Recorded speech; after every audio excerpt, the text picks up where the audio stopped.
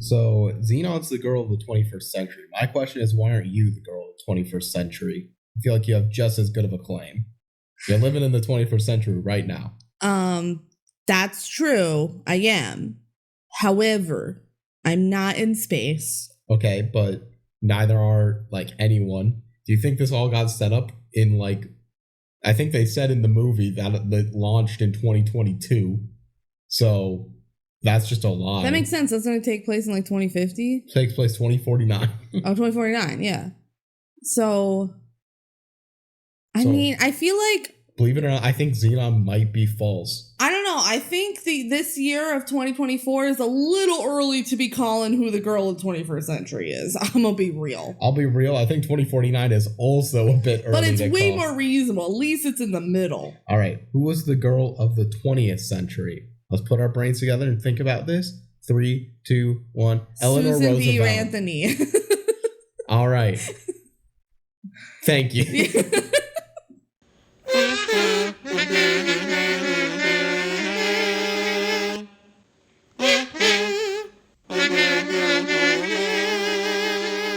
Welcome, everybody, to the DCOM Duo podcast. I'm Benji. I'm Kelsey. We're the DCOM Duo, and this is our podcast. Yes. Thank you for joining us. Today, we're talking about Zenon, girl of the 21st century. The girl of the 21st century is necessary. And it's so funny because there have been multiple people that we've talked to and we're like, oh yeah, we watch DCOMs. They're like, oh, what about Zenon, girl of the 21st century? They know the full title. It is pretty funny because we've never referred to it anything other than just Zenon. Zenon, yeah. But this is one people remember. Zenon, girl of the 21st century? It's important. Yes. And it's confusingly named sequels Zenon the Sequel and Z3. Zenon Z3. So somehow the naming schemes got worse over time. Yeah, they definitely did. So, yeah, we watched Zenon and we'll tell you all about it. That's what we do on this podcast. We just talk about Disney Channel original movies for time. Feels like it's been so long since we've done this. Because we did so many in a row. Yes. And now we're back. It's been real life has been 4 or 5 weeks since we've recorded a podcast. Yeah, which is crazy. Which is one of the longest breaks we've ever had from it. Yeah, because we had recorded Radio Rebel ahead of time. So we had that in the backlog that we were able to release and kind of take a break. So now we're back in it. We're back talking about DCOMs. It's been absolutely the same for you guys, but it feels like it's been forever for us. So I'm excited to get back into it. Yeah. And with that, we can jump into Zenon, a perfectly fine, good movie. And some people will be mad at us for not saying it's perfect, and some people may not care because I feel like that's how we feel about it. Well, do you want to talk about fan mail that we don't have? Yeah, we do not have fan mail today. Once again, if you ever want to send us fan mail, the best way to do it is email us at thedcomduo@gmail.com. You can email us about Zenon, about whatever the next DCOM we are watching, or any DCOM in general, or anything in general. It doesn't even have to be Disney Channel related. If you think it's something you want to hear us talk about, we're happy to talk about it. Speaking of the next DCOM, it's probably a good time to mention. In between the release of this episode and our next episode, there will be a new Disney Channel original movie being released. It might not be technically a Disney Channel original movie. I'm guessing it is, though. It is Descendants of the Rise of Red is coming out. It meets all the criteria for us to cover on this list. Yes. So we will be covering it. Eventually. But we are not planning to cover it live because we've not covered the other Descendants films. Yes. Additionally, when Zombies 4 comes out later this summer, it'll be the same thing. Unless we somehow cover all 3 Zombies movies before the 4th one comes out. Yeah. But this is going to be the first new DCOM that comes out that we're not going to immediately talk about. So, sorry. We are going to watch it. I promise. I'm excited. We're going to watch it. We're just not going to make a podcast about it until we're done with the original Descendants trilogy. We figured we like our setup of doing a randomized Disney Channel original movie to watch. Yeah. And we don't want to break that to try and get caught up with series. And we don't want to do the movies out of order. Yeah. So it would definitely spoil the other movies because obviously you guys get all of your DCOM spoilers from us. Yes, obviously. All right. With that update and the fan mail notice, again, the DCOMduo@gmail.com. The word "thes" in there. We can move on to the factos. So today, believe it or not, if we haven't said it enough, we're talking about Zenon Girl of the 21st Century. Woo! It was released January 23rd, 1999. Oh my gosh. So 1 year before the 21st century. Literally a month after I was born. So this is the closest one to your birth, probably. Probably, yeah. Yeah. It was the 5th DCOM. That's crazy. Wow. So I guess it is really cool. It's like, oh my God, 21st century. We're not there yet. Yeah. But it's funny because they would be in a year. Yeah. I don't know if centuries start on the zeros or the ones. I know like decades and everything starts on the ones. I would think it's the 0. Yeah. I know millenniums, that was a whole issue. There's silly stuff about that. But regardless, that doesn't really matter in this. All that really matters is the 5th DCOM. So this is very early into the DCOM cycle. So fun. And it's very well remembered.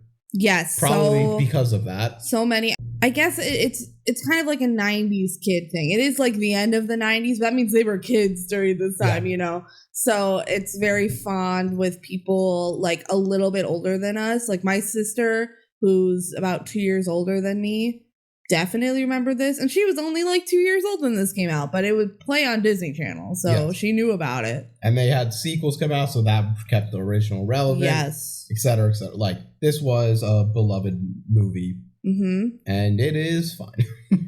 It's fine. Okay. So just to get this out of the way, when we first watched this, I didn't really like it that much. I'm like, that was boring as hell.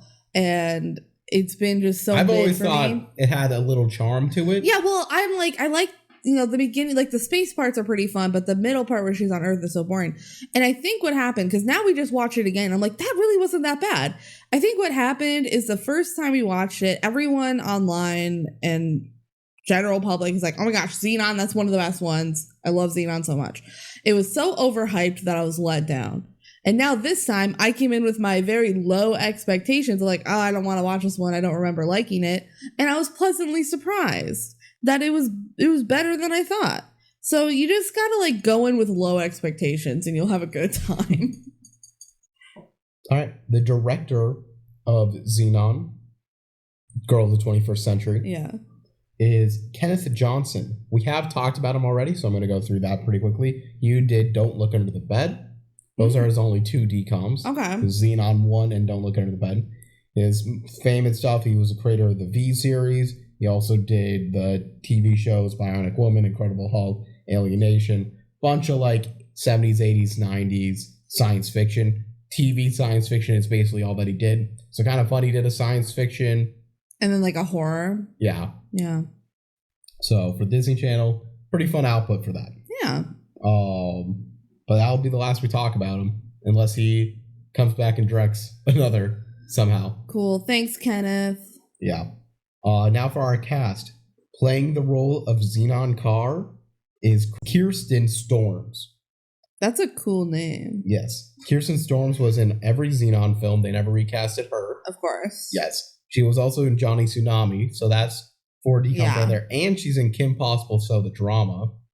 She plays Bonnie in Kim Possible. Oh. Yeah. That's fun. She's also in, I figure I should mention, Kim Possible Stitch in Time, which is not a DCOM, and Disney doesn't even really consider it a movie now. They consider it like a multiple episode stretch that they just aired as a movie previously.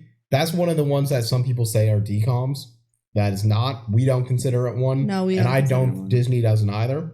But I figure I would mention it because if you did include it, that would be 6 different. I can't believe she has 5. We've like never recognized her as having 5 DCOMs, and it's because she's forgot about the Kim she's Possible. Hidden in Kim Possible. She's just a voice actress in a minor role of Kim Possible.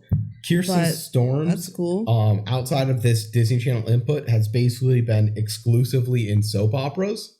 That's just her career. She's still on soap operas there. From 99 to 2004, She was on 779 episodes of Days of Our Lives. That is so many. She was Belle Black. Yes. You watched Days of Our Lives. Yes. So I watched Days of Our Lives for many years. This was before my time. I was only 5 years old when she stopped being. So, of course, I don't remember her. I bet my mom would remember her, though, because my mom was definitely watching around that time. And then I started watching because my mom was watching probably when around like 2011-ish is when I started watching. I know the character Belle Black. She was recasted. So I definitely know who that is. It's crazy that she originated this role, Zenon herself. So blew my mind, but of course I didn't recognize her, so it didn't blow my mind as much as it could have. And then from 2005 to the present, she's been on General Hospital. Wow. So that's 1,600 episodes of that. Very long run, and she's still going. She said, bye, Days of Our Lives. Hello, General Hospital. I think she had like another primetime show that was in development that just didn't end up phasing out. So that she just backtracked and switched to General Hospital. But yeah, she's basically, it's a very short IMDb, but a very successful one in terms of how much she's gotten done, because she's been paying the bills from this a lot. Playing the role of Nebula Wade is Raven Simone. Icon. We talked about Raven Simone in actually the Big City Greens movie, which literally was the last episode. Radio Rebel was the last episode. Oh, shoot. Sorry. It's the last one we recorded, so I get mixed up. 2 episodes ago, we talked about Raven Simone. Yeah. She was in Cheetah Girls 1, Cheetah Girls 2, Zenon 1. She wasn't in Zenon 2. They recasted her, and then they recasted her back for Zenon 3. Yeah, they brought her back for 3. She was in Kim Possible, So the Drama, and Kim Possible, A Stitch in Time. Again, we don't really count that. And then Big City Greens. So that puts her up to 6 as well. 7 if you include the Kim Possible that we don't count. Yeah. So. Which is wild because none of them are That's So Raven, which is really what she is best known for. That's So Raven, and then Raven's Home. They never made a decom about them, even though I feel like that's very decomable. Where is the Raven decom? That's So Raven, Raven's Home decom. We need it. Please. Raven Simone's been in this business since age 2. Crazy. She was doing advertisements then. Her first real break was she had like a role on The Cosby Show. And then she's also been like in the Dr. Dolittle films. She was in Princess Diaries 2. Yes, I loved her in Princess Diaries 2. I love that movie. She got to sing a song with Julie Andrews. It was awesome. Yeah, she's in several other films. She was a host on The View for a couple years. Yeah. It's Raven Simone. If you're listening to this podcast, you likely know who Raven Simone is. Yeah. Yeah, she's pretty successful career overall. Next up, I have the Commander, Edward Plank. I don't remember how they pronounce it. Yeah. They always say like Commander. He's played by Stuart Pankin. He had roles on the TV series Not Necessarily the News and Dinosaurs, which were just comedy variety shows. Various movie and TV roles other than that, like Honey, We Shrunk Ourselves and Fatal Attraction. Honey, We Shrunk Ourselves? Yeah, that was the 3rd film, I believe, in the series where he has like a major role. Okay. But he's probably best known for actually his game show presence. He was often the celebrity guest on a bunch of game shows. He did a bunch of episodes of $100,000 Pyramid. They go, oh my God, were you in Zenon? I think he goes, yes. Was he not in the sequels? I didn't write down who all was in the sequels and who wasn't. Honestly, I don't remember. We'll find out when we cover the sequels. A lot of these people are in the other Zenon films. Not all of them. Yeah. Okay. Playing the role of Aunt Judy Kling, that's her last name, is Holly Fulger. She was a series regular on Anything But Love and Ellen. It was actually before the show became called Ellen, the sitcom Ellen. But that's what it was. Otherwise, she had small TV and movie roles. She's now basically entirely focused on this project that she does, where she created, produced, directed, writes, and stars in. It's called The Hollywood Beauty Detective. I know very little about it. I think it's just explaining different aspects of beauty standards in Hollywood. Huh. Okay. I don't know much about, but that's basically all she's been doing for like the last 10 years. Huh. Yeah. Playing the role of Parker Wyndham, the evil CEO, is Frederick Coffin. He worked in a bunch of TV movies, small TV film roles from like the 70s till he died in 2003. Oh, he died? Yeah. Aw. Yeah. A lot of people die. Yeah. Like, this is an unfortunate thing about doing this podcast where we're covering a lot of films from 25 years ago. This film's over 25 years old. Yeah.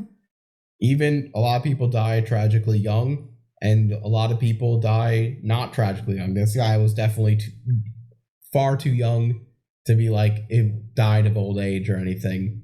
So it's sad death, but it's the tragic reality of circumstance. Yeah. Rest in peace. He never had that big of a role or a break. A lot of credits on a lot of various projects, but nothing I would consider all too significant. Yeah. Playing the role of his lackey, Mr. Lutz, is Bob Bancroft. He had some small TV roles since the 80s.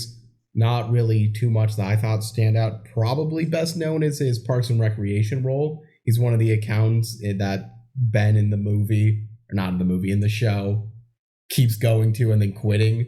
And it's like a reoccurring bit. And it's a very beloved part of the show. And he's one of the characters. He's the one that hates him. Yeah, he's the one that hates Ben. Yeah. And everybody else there loves Ben. Yes. Yeah. No, that was when we were watching Parks and Rec, because I had never seen it. So we watched through the whole thing. That was definitely one of my favorite bits, was Ben keeps going back to the accounting firm and then not working for them, even though they love him so much. Playing the role of Greg, the love interest of the movie. Dreamy Greg. Dreamy Greg is Gregory Smith. Oh, that's his name. Yeah, I wonder if they named him after that. He had some major roles on the TV shows Everwood and Rookie Blue. I've never heard of those. Yeah, I don't either, but he's like, that's what he's probably best known for. Otherwise, some small TV and film roles. Although now he's much more of a director, especially for shows on the CW, and especially within the CW in their DC Universe shows. Interesting. So, like the Flash, Wonder Woman shows, all of those. Yeah, that's cool. So he's got a lot of directing credits on those. Nice.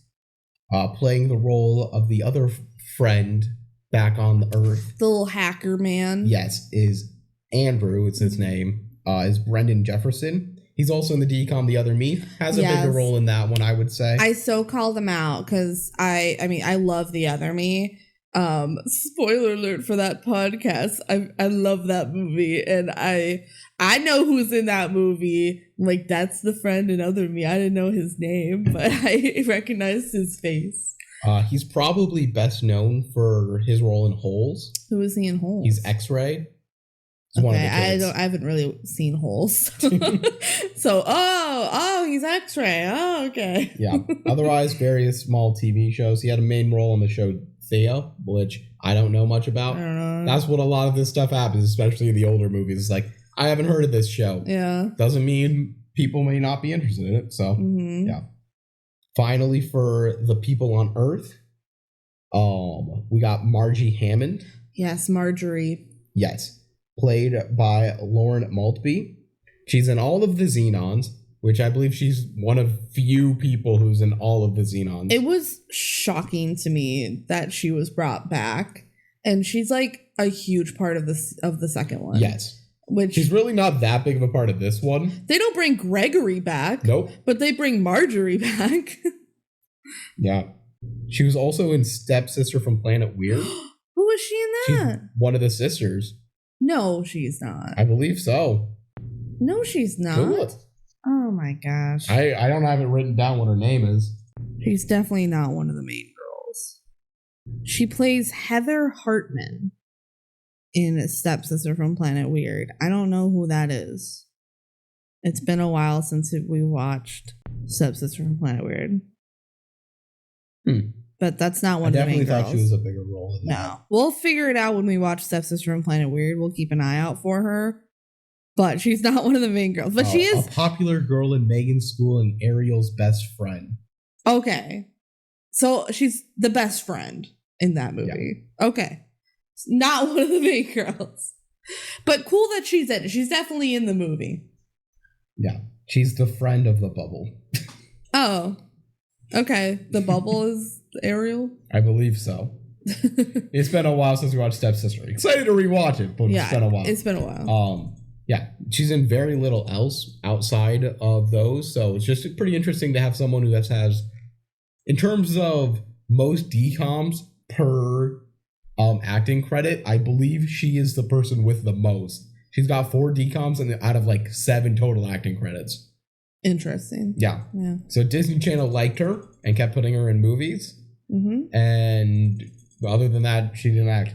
Z3 was actually her final acting project. Oh. Yeah, okay. She's now a clinical and forensic psychologist. That's awesome. She has her PhD with her research focus in ambivalent sexism. So she's cool. Pop off, Lord. Yeah. So any hate to Margie, just know who you're hating on.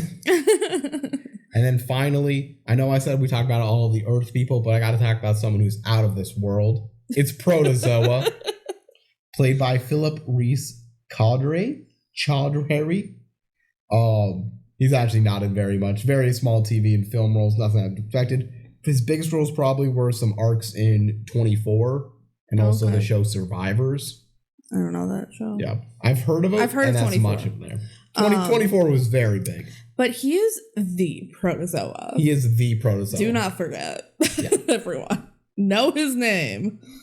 And then I got a couple of fun facts. Yay! So this was based on a book of the same name. I did know that, actually. It was written by Marilyn Sadler and illustrated by Roger Bolin. Illustrated? Yeah, it's a picture book. Oh. Yeah. I should have read it then. I didn't even think about it. It was a much less expansive book. It's about Zenon being grounded to Earth. That's where the main similarities are. Mm-hmm. To her grandparents' farm, and where she learns to mature and help raise a litter of puppies. And it's just it's just a little picture book about, oh, you're grounded, get it? Go raise some puppies.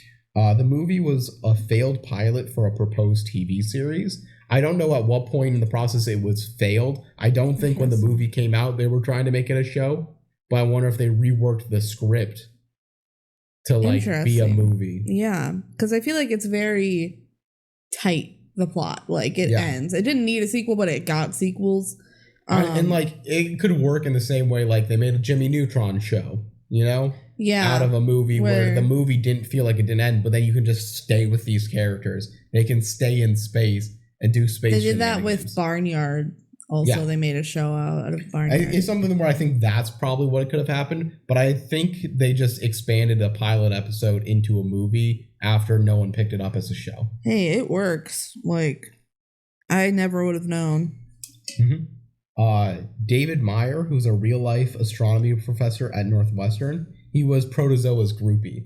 He just had a little cameo role because they wanted an astrophysicist out there. Sure. And then finally, for fun facts, by and large, this film is the most responsible for this podcast happening, which is funny because we don't even have that strong of opinions on this film or anything. Yeah.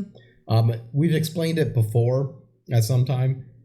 Long story short, COVID was actively occurring. I watched a YouTube video from Brutal Moose about Zenon, Girl of the 21st Century.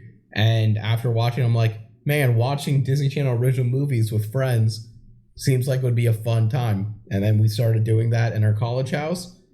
And suddenly we watched them all. And suddenly we said, let's do it again and make a podcast about it. Let's make a podcast. You know, BenG and I moved out of our college house and we're like, we want to share our thoughts on all these DCOMs. What else are we watching all these DCOMs for? We had to make it worth it somehow. Yeah, so we're going to do it again. So that's all of that.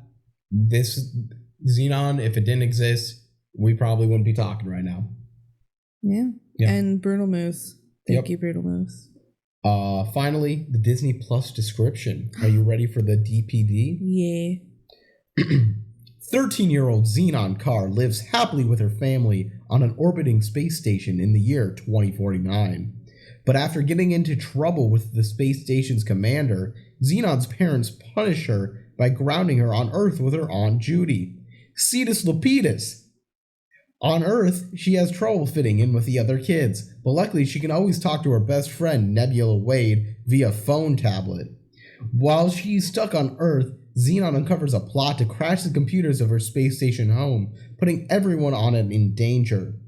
Calling on help from Nebula and her new Earth friends, Zenon must find a way to get back home to save her family and the entire space station. Okay. I feel like the part where it's like, luckily she can always talk to her best friend. Not true. It's so unneeded. It's also not true. It's not true. They make a whole point where she can't call her for like eventually she can. 2/3 of the time that she's on. Yeah, it's not until like the last day can she actually talk to her. And why did they like put Nebula's whole name and they don't even say it's Raven Simone? Well, they don't say the actress for They anyone. should. They do it for other movies. Yeah, that's like a movie-to-movie basis. Yeah.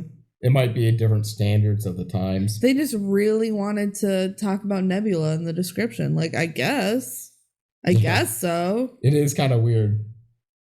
All right. Well, you ready to jump into the movie? I am ready to the other me into the movie. Hooray. So we open up. We get our title, Zenon, Girl 21st Century, over just a creepy doll. Weird start, but okay. It's the doll that she makes with Protozoa. Yeah. Yeah. Protozoa is kind of creepy, though. A little bit. He has those like frosted tips that Justin Timberlake had back in NSYNC. Mm. Yeah. Zenon is asleep in her space room. She is on a big spacecraft. She's in space. There's a computer. It's so futuristic. It's like literally one of those bulky, like kind of box computers. My favorite thing about retrofuturism, which this is nowadays, retrofuturism is how the old thought the new would be. Yeah. Yeah. What did they think 2049 looked like? Which is, it's so funny. It's similar to like Back to the Future, a bunch of other films, media, everything, where when you're trying to predict the future, it often looks much more interesting years down the line when you could grade those predictions. And they did not realize what was going to be possible with computers and what wasn't going to be possible with computers during this time. And obviously, there's still like 25 years to go for the date that they said here. But what we have right now is far more advanced than what they were pretending they had back then. And it's very funny. They still have like computer labs. They still have... Well, I feel like Smart House did it way better too, where that wasn't even set in the future, but like it was fake technology, you know, like they made it cooler than what Zenon is trying to do. Zenon has a computer. Oh my God. Ceetus-Lupeetus. Ceetus-Lupeetus.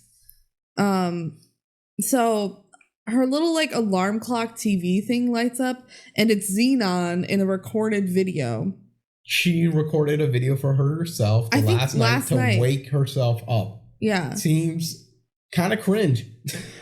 Yeah. For lack of a better word. Like I would never want to wake myself up. No, especially with the dialogue I made like probably right before I went to bed. My dialogue would be like, get up. Get up, I'm tired. I don't want to do this. We also cut to her parents. They're talking about science because they're scientists. Yeah. Their parents work on the space station doing science. They do research, yeah. The mom goes and wakes Zenon up and she goes, Ceetus-Lupeetus, how is it 9 a.m. already? We should probably mention Ceetus-Lupeetus to anyone who doesn't know. It was in the description. Yeah. Which was fun. I appreciated it in the description. The most potentially well-known thing about Zenon in terms of like the movie is the slang that they tried to predict would be popular. Their slang is literally every sentence of dialogue. Yes. It is extremely present. It's overbearing. And if you do not buy in to like seeing the fun in it, you're going to have a rough time with this movie. It's like, it is something you have to accept. Otherwise, it's going to be annoying. Yeah, I wrote down time minor, tasks major. We should try and give little brief descriptions of each of these as we go along. So Ceetus-Lupeetus is like, just kind of like, oh my God. Gee whiz.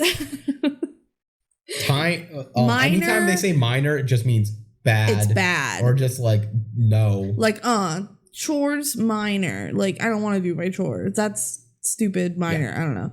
And then major is like, it's really kind of good, cool, or like important. It's kind of no versus yes. Yeah. Minor and major. Minor and major. Makes enough sense. No one was going to really talk like that in 25 years, I bet. But maybe they will. We'll see. Yeah, and Zenon's like, oh, I have to get ready, blah, blah, blah. And they're like, at least you don't have to live down there on Earth. And you see Earth. During this starting section, when they're like on a space station, they love to do the gimmick of open up blinds and you see the Earth. You see Earth over there in the distance. I'm not even sure the physics would work like they do. And it's always orientated correctly in terms of the way that's shown. You also get like a big wide shot of the whole spacecraft, like on the outside. Yeah. So. And I'm not going to make fun of the CGI because it was 1999 in a Disney Channel original movie budget. No. But it's bad. At this part, it wasn't as bad. Later, it's really bad. But this part, I didn't mind that much. When they're trying to show science fiction physics and stuff, it doesn't work. But it's like, it's clear. It's clear that it would work if they could make it work, but they can't. Yeah. All right, so then we get Zenon walking through the halls, trying to make it to class on time. Everyone is wearing very bright colors. So Zenon is in her like classic, it's like blue with pink, and everyone's wearing very bright pinks and purples and blues. And it's so interesting to me that this spacecraft has adopted just completely new style. Because when she goes down to Earth, their clothes look like how they did in the 90s. What I will say is, first off, 90s could just be back on Earth. That 90s have come back already once, so they can come back again. Yeah. That's not the point I'm trying to say. It's like, why are they wearing these like very bright colors in the spaceship? They are in a sheltered ecosystem where they're only really talking with themselves. It would make sense to have their own culture develop. They have their own trends. But it really makes you think, you can't tell what's just being a space girl and what's being in the future. Yeah, and it's so interesting because the kids do have their own slang. We talked about the minor and major, and we'll talk about it later, but on Earth, they have their own slang. So, like, within this spacecraft, all the kids growing up on here have come up with their own slang. Which happens. Which is cool. Yeah. It's a cool experiment. I wonder if any of the scientists are, like, doing psychology experiments on these kids growing up on a space station. Probably. Zenon misses the elevator. They do this, like, 3 times. She, like, keeps missing the elevator as she's going through the halls. We see the commander. Zenon bumps into him, and he's like, "Oh, Zenon, bet you better not get in trouble." Zenon like maneuvers her way around to skip the line and whatever. It's clear that she knows the spaceship very well and can sneak around. It's like she lives there or something. She like rides a flat cart down the hall, and she makes it to class on time. So, what a quirky, cool girl she is. Yeah, and I really hope she doesn't get herself into trouble. Yeah, that would suck. All right, now they're in class. Their teacher is just like a hologram in the middle of the room. So clearly he's like down on Earth, teaching them as the hologram. And they're learning about Bill Clinton and his daughter, Chelsea Clinton, who is currently president. Oh my God, in 2049, Chelsea Clinton's going to be president? Whoa, do you think she's going to be the first female president? No, Hillary's going to win eventually. I feel like this joke will have aged very differently throughout the different times in history. This joke would have been very different in 2005, 2010, 2015, 20. Yeah. Like, it keeps changing in terms of how applicable it is. Just like anytime they mention like Donald Trump before he ran for president, it's like so different now. Yeah. So Zenon, instead of paying attention, looks up Protozoa. He is the lead singer of the band Microbe. And then she squeals in class because she saw something. And the teacher's like, "What the hell?" And she's like, "Oh, history is just so thrilling." Can't believe the teacher lets her get away with that. Zenon's just a troublemaker. Yeah. No, I'm just saying, the teacher buys it. Wow, history is so thrilling. Whoa. Yeah. Even though they're not really talking about history. At that point, they're talking about current events. Yeah. So then after class, Zenon tells her best friend Nebula that Microbe is coming to this spacecraft for a space concert. What Microbe? The super cool band with the super cool song. They're actually coming here. Zoom. My all-time crush Major is coming here. Protozoa. Huge. Oh my gosh. Okay. Everyone, what's your favorite Microbe song? Zoom, zoom, zoom. Can you name another one? Boom, boom. They did have another one in a Fake sequel. fan. I don't remember. I don't remember either, but I never claimed to be a fan. So then they go to lunch, and the food is all futuristic. Like, what? It's like is it like they're in the future? It's like when you go to like the Star Wars theme park. It's basically what it's like. Yeah. No, everything is futuristic in the way, again, that the 90s thought the future would be. Mm.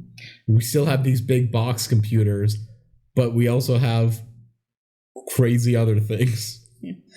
So Zenon and Nebula are hanging out with two guy friends, and Aquila says, Microbe? They're about as thermo as some band back in 2025. Got him. Oh my gosh. What band are they talking about? This is what I've been trying to figure out for a while. So we have to assume it's a boy band just because... How about like BTS? That's what I was gonna say. Yeah. It wouldn't necessarily be BTS because that's definitely more like 2020. Well, they're still around now, and it's 2024. But they're less big. He's not like necessarily referencing a specific band in a specific year. Like that could just be an estimate. It's just pretty fun because that's next year. Next year we'll know which band is as thermo as Microbe. Yeah. And Zenon and Nebula, they're just like, men just don't understand. Oh, and we still have sex differences in the future. In 2049. That makes sense. I don't think that's getting fixed in 25 years. I'm going to be 50 years old in 2049. I'm going to be one of these lame adults telling them to behave. We'll be like, hey, come watch Zenon with us. Come watch Zenon. It's a current movie. All right, so then they talk about that Microbe's having a contest where the winner can dance on stage with them while they give their concert in space. There's not enough people in space. Spoiler alert for the end of this movie. Microbe comes to the space station and performs. Yeah. This is like what they say they're going to do, and that's what the movie ends with. Yeah. When we're there's like 40 people in the room. Yeah. No, it's not like a huge spaceship. What I'm saying is everyone could go and dance with them. Oh, well, they want to drive up interest. Yeah. Zenon is sure she'll win, which, yeah, apparently she doesn't have that much competition. Then the commander makes an announcement like during lunch. Apparently the whole spaceship just eats lunch at the same time, which there's not that many people. So it kind of makes sense. That makes enough sense. You only need one like lunch run. Yeah, it's not like just the kids because there's not like a ton of kids. So the commander's making his announcement. Parker Wyndham, who is the owner of the whole spacecraft, he gives them all the funding. He's the CEO of WindCorp. Yes, he gives them all of their funding for their research and lets them live on this spacecraft. He is coming to visit this Friday, and they talk about how like the spaceship is 27 years old. It needs repairs. We still need more money for our research that's going on here. So it would be a real shame for him to just shut us down since everyone is so far along in their research. He's really leading like rallying the troops. Yes, so let's show him how cool our research is. Zenon's dad like talks about like, yeah, my research has saved us millions of lives. They're doing like bone marrow density research. Yeah. Which, you know what? Sure. Maybe. And it's something they can only do in like the zero gravity. Yeah. Which is wild because every time you're in the space station, they have gravity. They never really turn it off. I'm sure they do some research like outside of the spacecraft too. Yeah. So commander's like, I'm counting on everyone. And he looks straight at Zenon and he goes, I know you'll make me proud. Zenon's the clear troublemaker. Yeah. She's the bad girl. Okay. So then Zenon barges into some research area because she says she's in hysteria mode major. Oh my God. She loves Major Minor. She's like, what if Wyndham shuts the whole place down? What if he hangs a condemn sign on her space day? Why does she say it like that? The dialogue, again, maybe people talk differently, but when we get to other people, you have to appreciate the stupidity of it. People don't sound like this, and they're trying so hard to make it sound like people like don't sound like it. It's like they're speaking another language. Yes. It's literally every piece of dialogue. It feels like you ran through Google Translate 3 times and ended back on English. Yeah. Zenon's like, I've been here since I was 5 years old. I don't want to leave. That's the only place I've ever really known. And she says, Wyndham would have to be a Scrooge major to shut us down. So Christmas Carol's still getting plays in 2049. Yeah. I mean, makes enough sense. Yeah. 50 years from when the movie came out. Like, I guess, yeah. And the parents are like, well, you should just behave yourself a little more and it probably will be fine. So then Zenon's hanging in a room with her friends and they're complaining about how Earth sucks. There's like crime and earthquakes and weather. Absolutely insane. Yeah. They're like, there's a tornado every day in your hometown. Yeah. Which maybe that's how the climate change is, but it's pretty clearly played as they don't know what's going on. Yeah, they don't know what's going on. And Zenon's like, guys, we just need to like chill for a little bit while Wyndham's here so we don't get kicked off. Like, she's clearly the leader of the group and they all kind of follow what she says. And then they leave because they're like, oh, there's a class 5 solar flare this evening. Let's go see it. And so it's like later that night, they snuck into like the research area. Zenon's in a full-on astronaut suit. Yeah, and she's like, you guys backed out of getting in the spacesuit with me. And they're like, yeah, we don't want to get in trouble. We're just going to stay inside. We have a good view in here. And she's like, it's not as cool as the view out there. So she's in the spacesuit. They like get her all ready to go. And she jumps out in slow motion. Whoa. It's space. So cool. Look at the solar Earth. Flare. Oh my gosh. Crazy. But what pretty colors. There's an adult here. Oh no, it's my dad. It's her dad. He brings Zenon back in. And literally, when he shows up, they cut to the dad, like, looking disappointed, shaking his head, and Zenon being like, back to the dad, back to Zenon, back to the dad. Like, it just keeps like going. So many times. It's like 4 times of the dad just being, like, shaking his head. Like, it was so bad. Did they not have enough airtime? Like, do they have to fill time somewhere? I don't know. It's crazy. So cut to Zenon getting in trouble with her parents. Zenon's like, why am I the only one in trouble? All the other kids were there too. And they're like, Zenon, it was your idea and you're the only one who was actually out in space.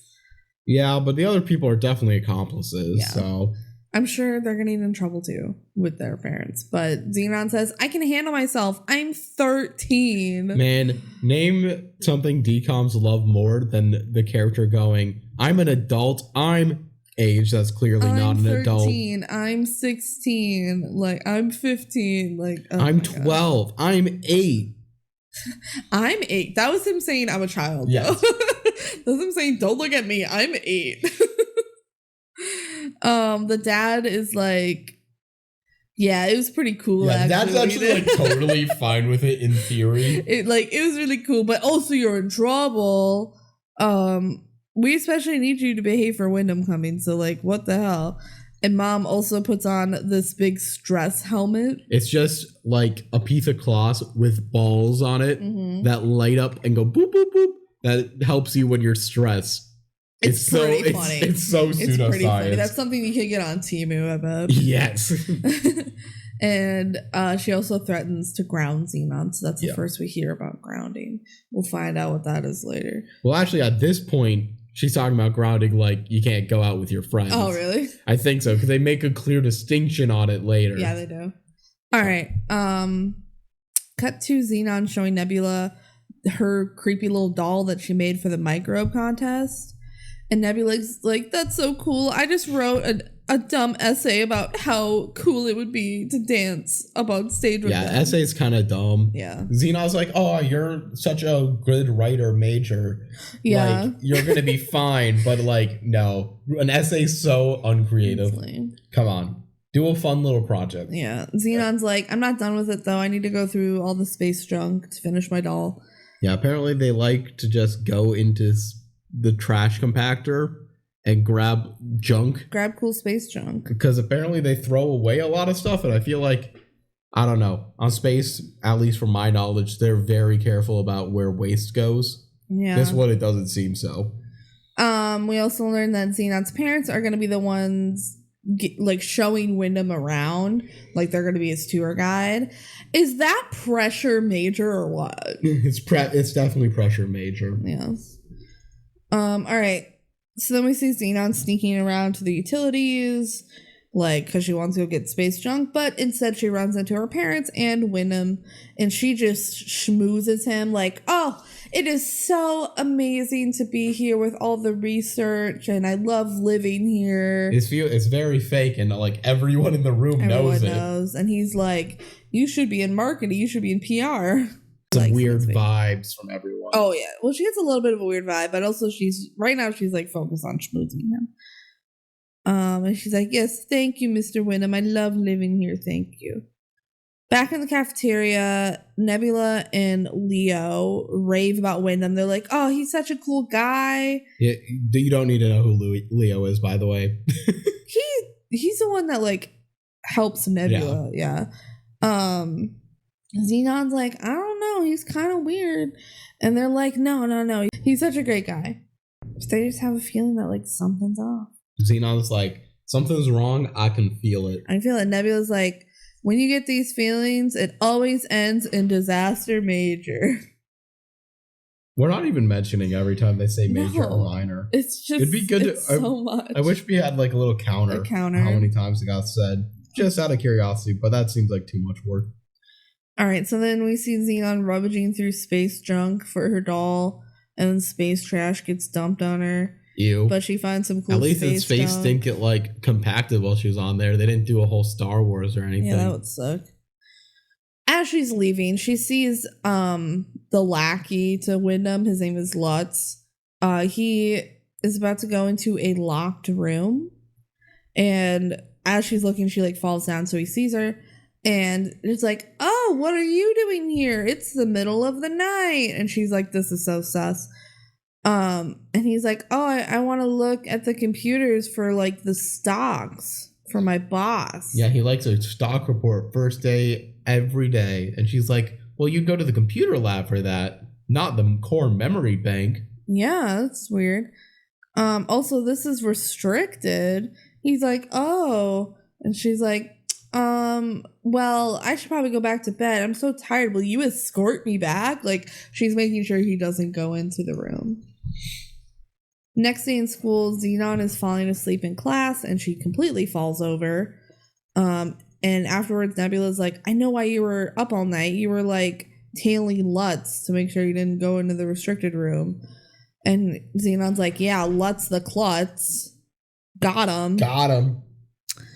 Zenon told her mom about this, but she said that Zenon was drama mode major, so Zenon's like, I don't care what anyone says, though. He's definitely sus. I'm going to keep investigating, even though I got explicitly told everything is fine. Yeah. And then she, sees Wyndham from across the way, and they stare at each other, and it's very dramatic. So something's going on. Zenon then talks with her mom, and mom's like, thank you for being good while Wyndham is here, and Zenon's like, of course, I'm not doing anything suspicious. Okay, gotta go for the microbe contest. Bye. Zoom, zoom, zoom. Hey, fellow citizens of the galaxy. Zoom, zoom, zoom. I'm Protozoa. Zoom, zoom, zoom. This is gonna be out of the world when I come up on your spaceship. Zoom, zoom, zoom. And who's gonna win the Dance With Me contest? Zoom, zoom, zoom. Oh, I bet you really want me to reveal the results, but... Zoom, zoom, zoom. I'm going to draw it out a bit longer. No! Zoom, zoom, zoom. Just kidding. The winner is Zenon, who made this beautiful doll of me, because I'm a narcissist. Oh my god, I won! That was straight audio from the movie. I hope it was okay. We just played the clip. Hopefully that doesn't get us stopped. How was my accent? It was great, babe. It was great. Thank you. I've been practicing for days. Zenon and Nebula scream because Zenon won with her creepy little doll. So, boom. She's probably the only one that made like an art project. So she's probably the only one that submitted one other than Nebula. No one else cares about Microbe. Yes, they do. They're the hot band. Yeah, on Earth. They're in space. They don't have any bands in space. Make one. All right. So she won the contest. Cool. Zenon and Nebula are talking, and Xenon's like, the only thing that's inky though is that I won, and like you can't also win. Inky is never used again, I don't think. Yeah, it is. It definitely is. Yeah, inky means like bad. Yeah, like stinky. It's like bummer. And so she's like, I wish you could be up there with me, Nebula. And Nebula's like, it's okay, as long as like one of us won, I'm happy. So then Leo comes in and tells Zenon to like, oh, hey, write down what you need. Because his dad like has a bunch of codes that Leo just hacks into all the time. Yeah. So I feel like Leo should not be able to get these codes this easily, but whatever. Yeah. So then Zenon writes the codes, probably for the memory bank on her hand. Mm-hmm. And Nebula's like, what are you guys doing? So then we see Lutz going back to the main memory bank, and he goes in this time, but Zenon is hiding in the vent watching him. She's just creepily peers out. It's not really even a vent, it's just a storage area. Yeah. He puts a little chip in the computer. A little circular disc. Mm-hmm. And he types on the keyboard, and it's in Wingdings. It's just fully in Wingdings. That's their like secret code. It's just like the font. That's Wingdings. Their font. I don't know how Zenon, like later she has to memorize this code. Like, how do you memorize Wingdings? Maybe in the future everyone is fluent in Wingdings. Maybe. So he does his little sus stuff, types his Wingdings, and then grabs the chip and leaves. He types in the code to leave, and it blows my mind that to enter the room you need a code, and to leave the room you need a code. Yeah, it seems pretty weird. That's so weird. Like, who's that gonna catch?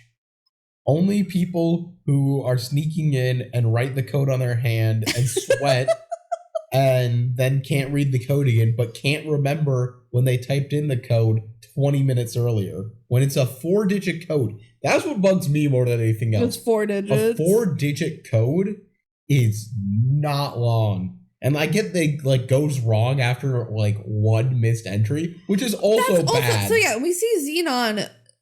Also, she goes to the keypad, once Lutz is gone. She can't see the code on her hand anymore, so she types one guess and it gets it wrong. The alarms go off after one wrong guess. That's not a good... This is bad security design in multiple ways. I feel like it's a fire hazard. Why the space station is hacked and destroyed. The spaceship sucks, actually. It kind of does. As Lutz is leaving, he drops his little chip. He just drops it. Yeah, this is the most... Putting a pin in this. Everything in this plot is dependent on this very stupid string of events happening exactly as it does for the next 20 minutes. Builds up the rest of the plot, and it all starts because he tries to put the chip in his front pocket, and it misses and drops on the ground, and he doesn't notice it despite it making a noise. This is before the alarm really went off. He's so dumb. Yeah. He just drops it. It's not like he tripped. It's not like Zenon knew to grab it. It just fell down. The plot would not have happened without this. They would have blown up. Yep. Okay. So then, as Zenon's struggling with the alarm going off, the cops and the commander come in, and she's like, "Oh, thank God you're here. Lutz was doing some shit."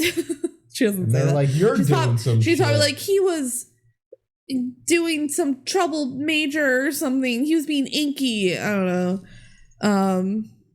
Cut to Zenon being like, what the heck? Why am I the one in trouble? I was only there to spy on Lutz. He's the evil one. I wouldn't buy it if I were them. Yeah. Oh, yeah, she does say he was up to something inky. That is something she said. Direct quote from Miss Zenon Carr. And Zenon is just not convinced that Wyndham is here to help. She thinks he's up to something inky and that Lutz is up to something inky.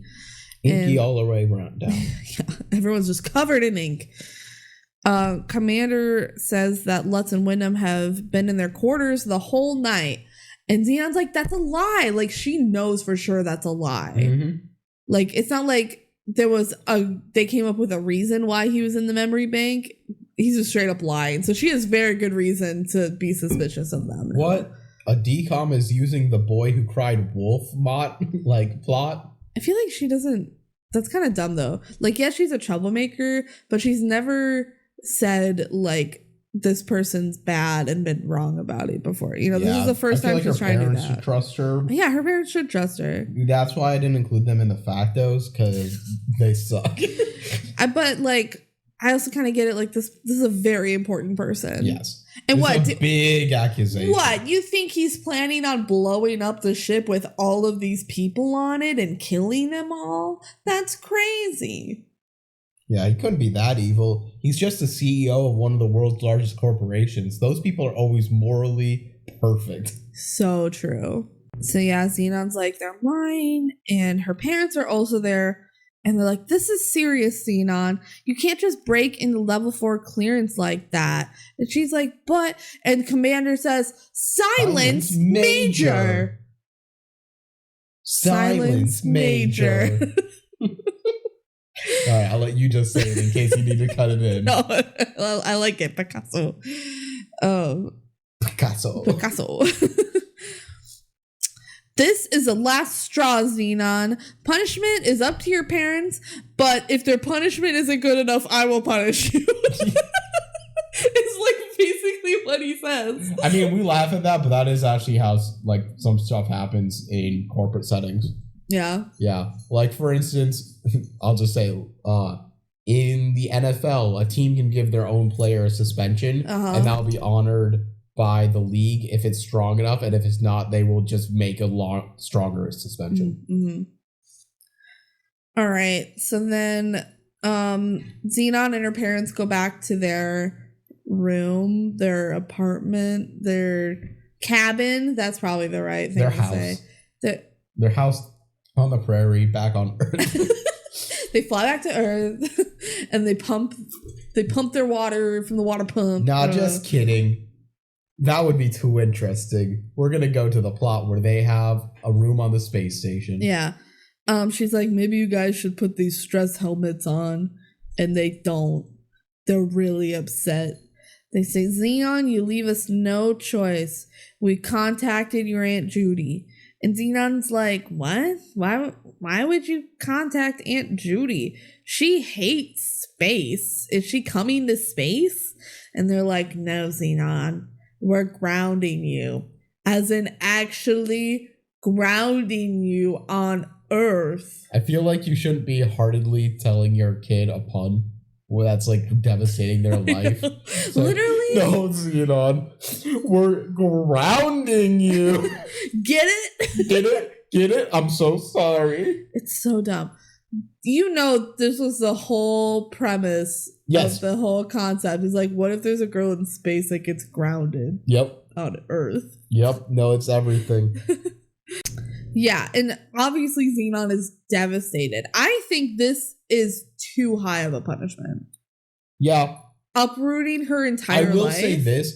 We see through the course of this movie how dangerous the memory bank is if they're tasked with. But I feel like there should be more security around that. There really should. There's no security cameras. There should be a guard. Where's the security cameras in this movie? This movie would be so much Hello? Get a Ring doorbell already. Are you saying in 2049 you don't have security cameras? You had them in 99. You did. You did. You know what though, babe? 9/11 hadn't happened yet. Wait, no, it did. But that doesn't work. It hadn't happened while this movie was being made. It did happen. It's the reason the events of this movie not working because of 9/11. I don't know. Did everything change? But this is too much of a punishment. And I think they do say, like, it's not forever. It's just for a little bit. Yeah. Probably while Wyndham is still there, like. Well, longer than that, because she goes back. You're right, she goes back with Wyndham. But They say as she's leaving, like, we're going to get you back as soon as we can. Yeah, I think it's going to be like for a couple months probably. I'm like, fuck you. You can have her back right now. You chose this punishment. Well, I think this is what the commander was going to make happen. Just kick her off? I would not be okay with that if I was a parent. I would say, do not send my kid to Earth. You're a better parent than Zenon. I probably am, yeah. And all I have are fur children. Okay, cut to Nebula finding the little chip on the floor. So Nebula has it. Yes. So next part of plot convenience, not only did the guy drop it, Nebula's the one to find it. She thinks it's pretty, so she keeps it. Yes. Multiple people have walked through this hallway, adults, kids alike. They could have done a search of the premises because it's right near the room where the memory bank is. A bunch of people had a chance to pick this up. Mr. Evil Guy could have realized he didn't have it. He doesn't. He doesn't. We'll tell you when he realizes. Yeah. But he did not realize he didn't. So basically all of this is saying extremely, extremely plot convenient that Nebula finds it. Yeah. Cut to Wyndham talking with the whole spacecraft. He's like, yo, you guys are so cool. You guys I came out here expecting to fire y'all, but you're so cool. I'm putting 500 million more in. Yeah. Xenon's listening on her little iPad. Yeah, it's not iPads because Apple didn't exist yet. Apple definitely never existed until 2007 when the iPhone was introduced. But she's packing her bags while listening. She's like, man, I hate Wyndham. And he's like, yes, $500 million for more research and for the repairs on the ship. And everyone is so hyped except for Zenon. Zenon's like, that doesn't make sense. You can't come up here and like say we're doing well when we're doing well. Imagine if nothing was going wrong. Imagine if nothing evil was going on. How weird it would be that she's acting like this. Yeah. It's just for the plot that it's fine. But she knows that they were lying. She does. Yeah. Her little iPad that she's listening to. That's one where they got the future pretty much right. I will say it is interesting. Throughout all like old attempts at the future, one thing that's consistently like brought up as something is video calling. And now video calling is like a thing and people use it. They definitely use it. Yeah. But it's also like so many times people just would rather text or phone call. Yeah, I wonder if that was back in 99 when this movie came out, if they're like, whoa, you can look at the screen and the other person's there. No, it was. Yeah, that video was like so cool. And now so like Skype, which was probably like 4 or 5 years later. Yeah. And only then was like a small bit. And now it's just part of everyday life. People like FaceTime all the time. Yep. We don't blink twice at it. That's where we got to give it props where it's getting something about the future decently accurate. Yeah. Which these devices, maybe there are 20 years in the future, we may not think of that as like that may be old school by then. But right now that fits. Yeah. All right, so Xenon's getting ready to leave. Nebula's like, maybe you were wrong about Wyndham. And Zenon, like, quotes Billy Shakespeare. William Shakespeare, but calls him Billy. Billy Shakespeare. Wow, you must be serious. And then Nebula gives Zenon the chip that she made into an chip. Yep, she made it into an earring. Another plot convenience. If you didn't give it to Zenon, nothing in the plot would have worked. Yep. It's stellar, Neb. Get it? Like space. All of their space slang are except space. Inky. Inky is not. I don't know where that one came from. The inky black abyss of space. I think of like computer ink. Oh, I would think of like a squid.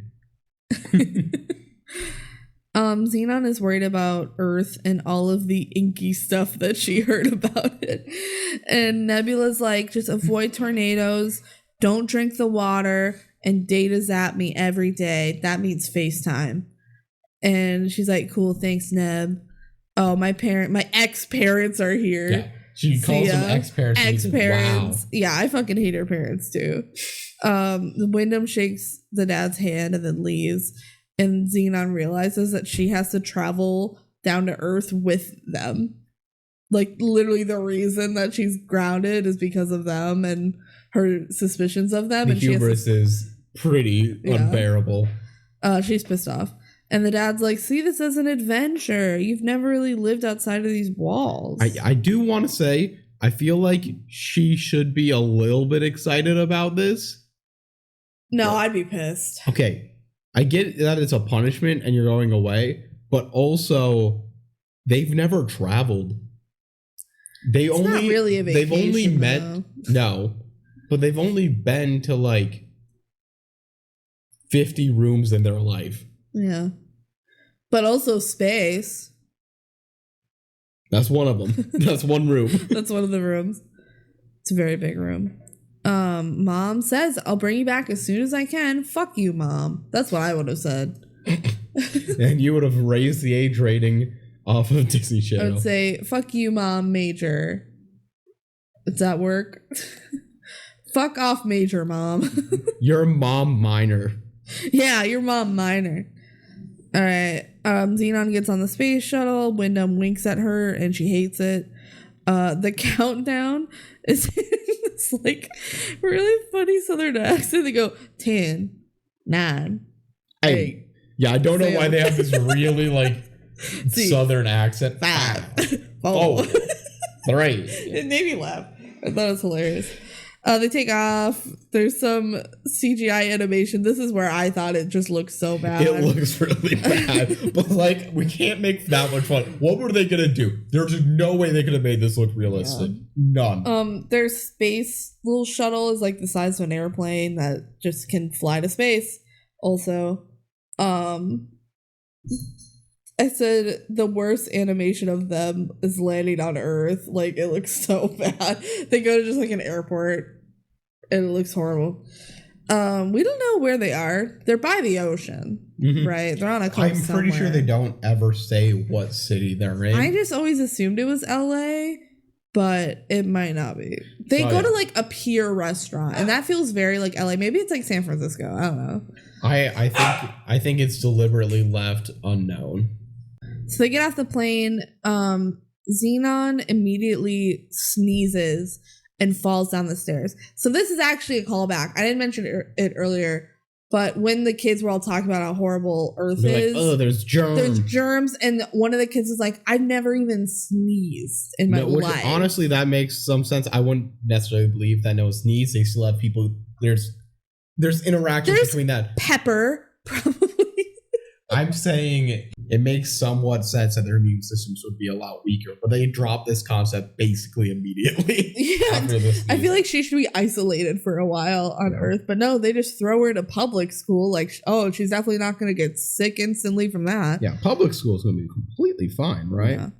Yeah. Yeah, so that's why she sneezes, and it's like a callback. And yeah, she fell down. She's like, "Thank you, gravity." Because it's heavier here on Earth. The gravity is stronger. Wyndham tries to help her, but she hates him, so she says no. And then she grunts her way up the ramp, holding her little suitcases because it's heavier and gravity. And she's weak, I guess. Yeah, they know gravity? Yeah. Because gravity. Wyndham is like, okay, bye. And Zenon says, you may fool a lot of people, but you don't fool me. And then she brushes her... I know what you are. She brushes her hair back. She does a Radio Rebel. And she reveals the earring. And Lutz gasps because he sees that it's his chip. He knows it's the same one. So if Zenon was not wearing this earring on the ear that she decided to show off, none of this plot would have happened. Exactly. And Wyndham's like, what's wrong with you? And Les is like, oh, nothing. I have everything under control. I feel like everything would have gone a lot easier if he just told his boss right away. No, he should have ran after her and ripped the earring off her ear, and then it would have been fine. Yep. Yeah. Like, if it's that important, you should be doing everything you can to get it. But instead, he's like, oh, it's maybe okay. They don't want a police charge of assaulting a child. Yeah, maybe. Zenon looks up at the sky because she knows her home is up there. And then she walks to the main gate, and Aunt Judy picks her up. And Aunt Judy, that's my mom's sister. Yeah. Yeah. And she's like, are you Zenon? You look like the Zenon I knew as a baby, only taller and more miserable. Classic Aunt Judy. That's her. She sure is Aunt Judy. Yeah, and Judy talks about how much she hates space and likes staying on Earth. And she goes, are you starved? Let's go get some food. She's very awkward, but I love her. And Judy. Lex tries to chase after them after they're in the car, but fails. Like, this was his attempt. He's like, oh, I'll go run after them after Wyndham doesn't see me leave or something. He should have just been like, oh, it's okay. I have to go do something right now, though. Whatever. They go to this like pier restaurant, and there are kids, like, you see like down below as it's doing like an establishing shot, there's kids playing volleyball. It's like with a beach ball, except instead of hitting it with their hands, they have these giant like flat discs that they're hitting. So this is the future, guys. This is the future. This is what the future looks like. It's crazy. You hit a beach ball with a big flat like frisbee looking thing. That's the hip new sport. It's not spike ball. It's not pickleball. It's pretty close to a mix of them, though. Yeah. Zenon and Judy walk by some cool teens, and they make fun of her outfit because, again, she's wearing like very bright and everyone colors. else looks like 90s kids. Yes. They're like, think about how easy they'd be like, oh, fashion trends, it'll just be cycled back to the 90s. Zenon has never had pizza or burgers or anything because they only eat what they have up there in space. Yeah. Which is apparently no good food. No meat. Margie calls Xenon's outfit viral. This is my favorite part of slang in this whole movie is the fact that they continuously use viral as exclusively negative. When in our life, I get why they went like that. Viral in like medical world is negative. Yeah. But in our world, viral means very positive. Positive, like it went viral on the internet. Yeah. Yeah. So it is funny that viral is negative. It's just something with a modern lens that does not sound right. Yeah. Judy's like, I'm going to go wash my hands. I know that's something people do. Mm-hmm. They're like, oh, I need to wash my hands before I eat. Like, totally reasonable, but I don't know. It sounded silly to me. I feel like she could have just said, I'm going to go to the bathroom. Well, you don't know the customs in 2049. So true. So true. Greg is also at the table that Margie's at, and he's staring at Zenon, and he like, will not stop staring at her. He like smolders at her. Yeah, like he's got hearts in his eyes. Yes. But like is cool about it. He's cool. He's like, look at that babe. And like Margie will say something, go, yeah, and then go straight back to staring. Yeah, and she's in love with Greg. Zenon doesn't pay him attention because she's too good for him. So Margie sees that Greg is staring and goes over to Zenon and says, my pack and I have a bet. They think that those clothes and that do, or shall I say don't. Got her. You must be from some viral extreme place like Eastern Jersey. Is that a new state? I don't know. But I guessed you were getting a 6-month head start on Halloween. And Zenon's like, oh, you're right. It's the Halloween thing. Can I borrow your hideous mask? How does she know about Halloween? You don't think they have Halloween in space? No. Oh. But well, maybe they probably. She's seen Halloween Town. Oh, good point. They definitely have Disney Channel in space. Yeah. And then Zenon gets up and leaves, and she's like, Judy, let's scrub this mission. Then leaves. She doesn't get to have any of the food. Nah, she's not hungry. So then they go to Judy's house, and Zenon hates it. Zenon's like, I don't like Earth. I like space. Her. And she's like, what are these flowers?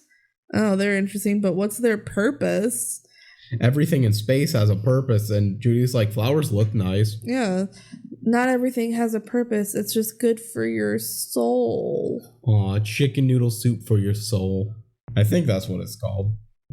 Chicken soup for the soul. No noodle. There's no noodle. There's no noodle. So then Zenon puts her earring in a box, a little jewelry box. And it's kind of an ugly box. Can I point that out? It is, but it's from the future, babe. You don't understand future trends. I don't understand current fashion trends. I should comment on future ones. Yeah. Like Ray Dunn. It's disgusting. It's super popular. Mm-hmm. Anyway, Judy comes in a room to chat. And Judy's like, I'm a bad grown-up. I don't have any good advice for you. And Zenon says, sweat minor it, Judy. Sweat minor is so good. Sweat minor. I feel like sweat minor, if one phrase from this should come through, sweat minor should come through. Yeah, that was a good one. Judy says, I'm glad you're here. It's been a long time down here without any family. And she says, how come you're not married, Aunt Judy? Yeah, she just comes out and asks it. I mean, she was talking about family and how she's lonely. So it's not like it came out of nowhere. Judy's like, I guess I'm just too afraid of taking risks. I admire you, Zenon, for being so brave. All right, good night, and I'm here for you if you need me. And then Zenon tries to FaceTime Nebula, but there's a blocking chip in her iPad. By the way, it's not called FaceTime and it's not called an iPad, but this is how I recognize it, so that's what I'm going to call it. Yeah, well, do we need to use our fake terms when we have clear analogs? Yeah. Probably not. So, yeah, there's a blocking chip in her iPad, so she can't FaceTime anyone. And she says, one sin minor and my life is a living black hole. Okay, well, this is not just one sin minor. This is clearly from repeated behavior. It's multiple sins major. Multiple sins minor, maybe, and one sin major. And one sin major. All right, so then we get to Earth School. Margie's whole pack is in this class because she called it her pack, not her crew or her groupies. It's her pack. By the way, she's the only girl in her group of guys. Have you seen this before? She's a fucking pick-me. Hey, she's just one of the boys. I'm just one of the boys. I have so many guy friends. I'm not like the other girls. I'm not like the other girls. Oh my god, they love having me around. Hey, if she was actually like this, I would say let's leave her alone. She's not actually like this. What? No, I'm saying if she was, her actual personality traits were just aligning with this, I would say there we go. But she's doing this to make herself feel better. So I have less empathy for her than I do for the real life people who just have like guy friends. Oh, it's a different kind of like, yes, I just have guy friends and her being like, they're all secretly in love with me. Yeah, it really feels like that. Yeah, she doesn't like, she's being catty, and a bully. Like she sees Gregory has any minor hint of interest in Zenon and she goes to bully Zenon. Like, she's like, we're dating, and Greg's like, we're not. So then the teacher introduces Zenon as Radon. She says, this is Radon. It's Zenon. Zenon's like, actually it's Zenon. How in the world did you say get Radon from Zenon? And Margie says, like, that's much better. Margie's got the bars. She can punch. Yeah. So in case you guys are like, why are you hating on Margie? Women hating women. She's literally a bully. Like she's bullying Zenon. So don't have too much sympathy for her. Look, we love the evil girls in DCOMs too. I don't really like Margie for some reason. We'll see in the sequel. You're gonna say Z2, but that's not a movie. Yeah. Zenon is from space, says the teacher. And Greg gives a little flirty nod to Zenon because he loves her already. He is head over heels. He is. He's the one look at this blonde girl in her pink and blue outfit from space. I'm in love. But now it's time to go swim. Swimming in gym class. My school didn't have a pool, so I can't relate to this. I can relate.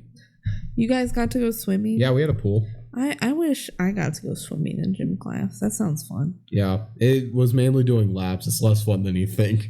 I guess. But then I was a part of the swim team where guess what I did? You did laps. I swam laps. Yeah. Yeah. Did they like time you in gym class?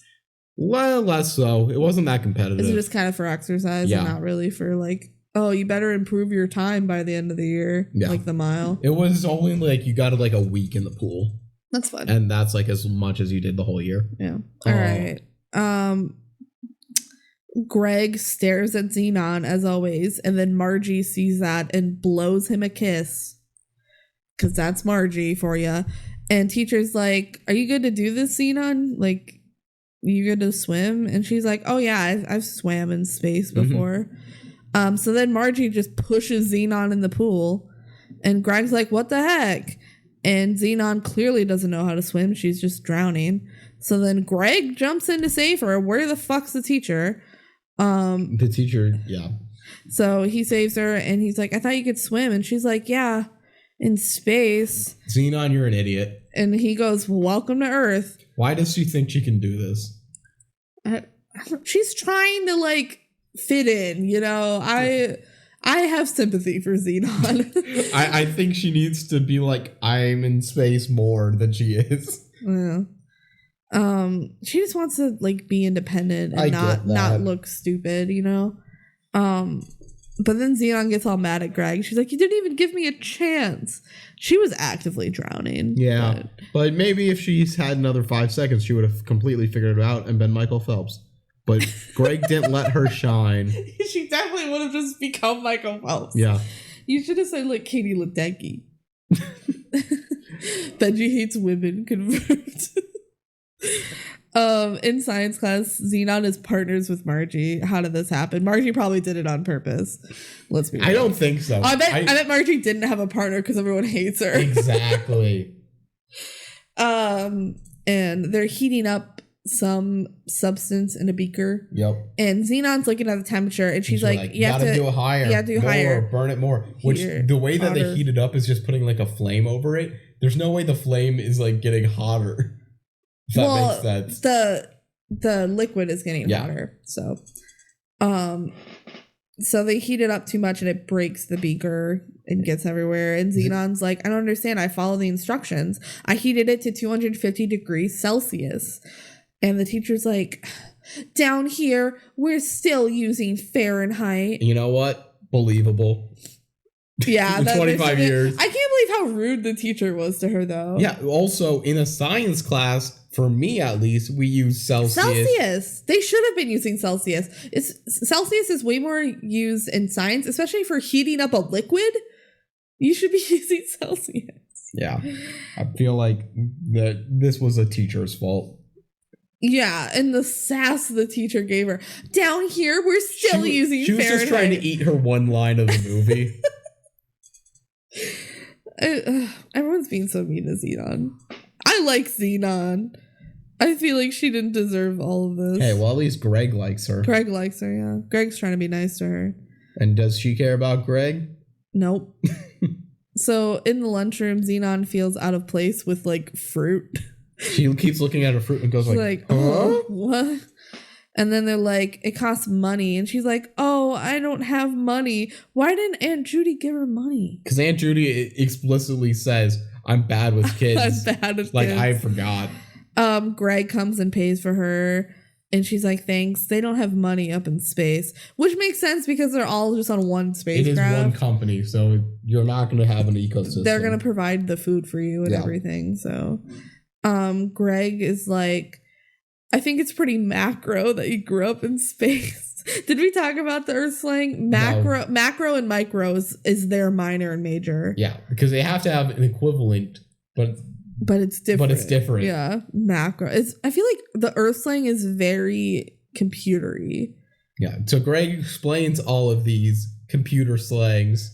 Yeah. To Zenon. She's like, I don't know what that means. And he's like, well, my macro is good. She says, I don't know what that means when he says it's pretty macro. Oh, yeah. Come on, you can figure that out. She was like, well, it's macro. You did blah, blah, blah. Like she's trying to clap back. And he's like, no. Macro is good. Micro is bad. Viral is nasty. And graphic is beautiful. They never use graphic. They never use graphic ever. Why is it all computer stuff?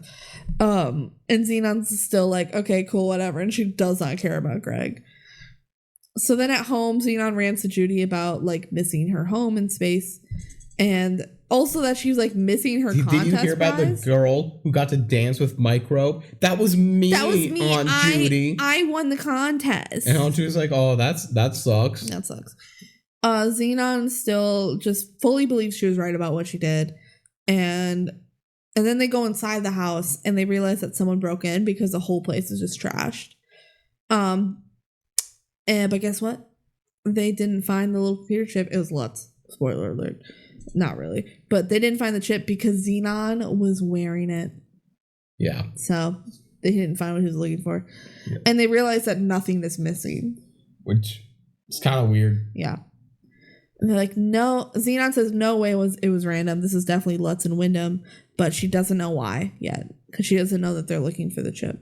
She doesn't know what's on the chip. She doesn't know anything. Yeah. She's just a dumb little... Zenon then the next day tries to Google stuff on the computer, but it's all confidential. Apparently. Which they're at a library using the big box computers that are totally the most efficient way to search for and stuff. And she Googles like Wyndham and it says confidential. Yeah, maybe this is just the modern world where if you're trying to look up anything, it gets like firewalled. Maybe this is more of a dystopia than we think. Can you imagine? Then she sees Greg typing at a different computer and she goes over to him and she's like, hey, can I have your help? And he's like, well, last time I tried to help you were mean to me. So no. And Zenon's like, I'm sorry, I was just having a bad day. And he says, I'm sorry, I'd like to help you, but I'm actually on my way out. And he starts to walk away. But then he turns back because he can't fucking help himself with Zenon. And he goes, I work at a stable with horses. Do you want to go check it out? And Zenon's like, no.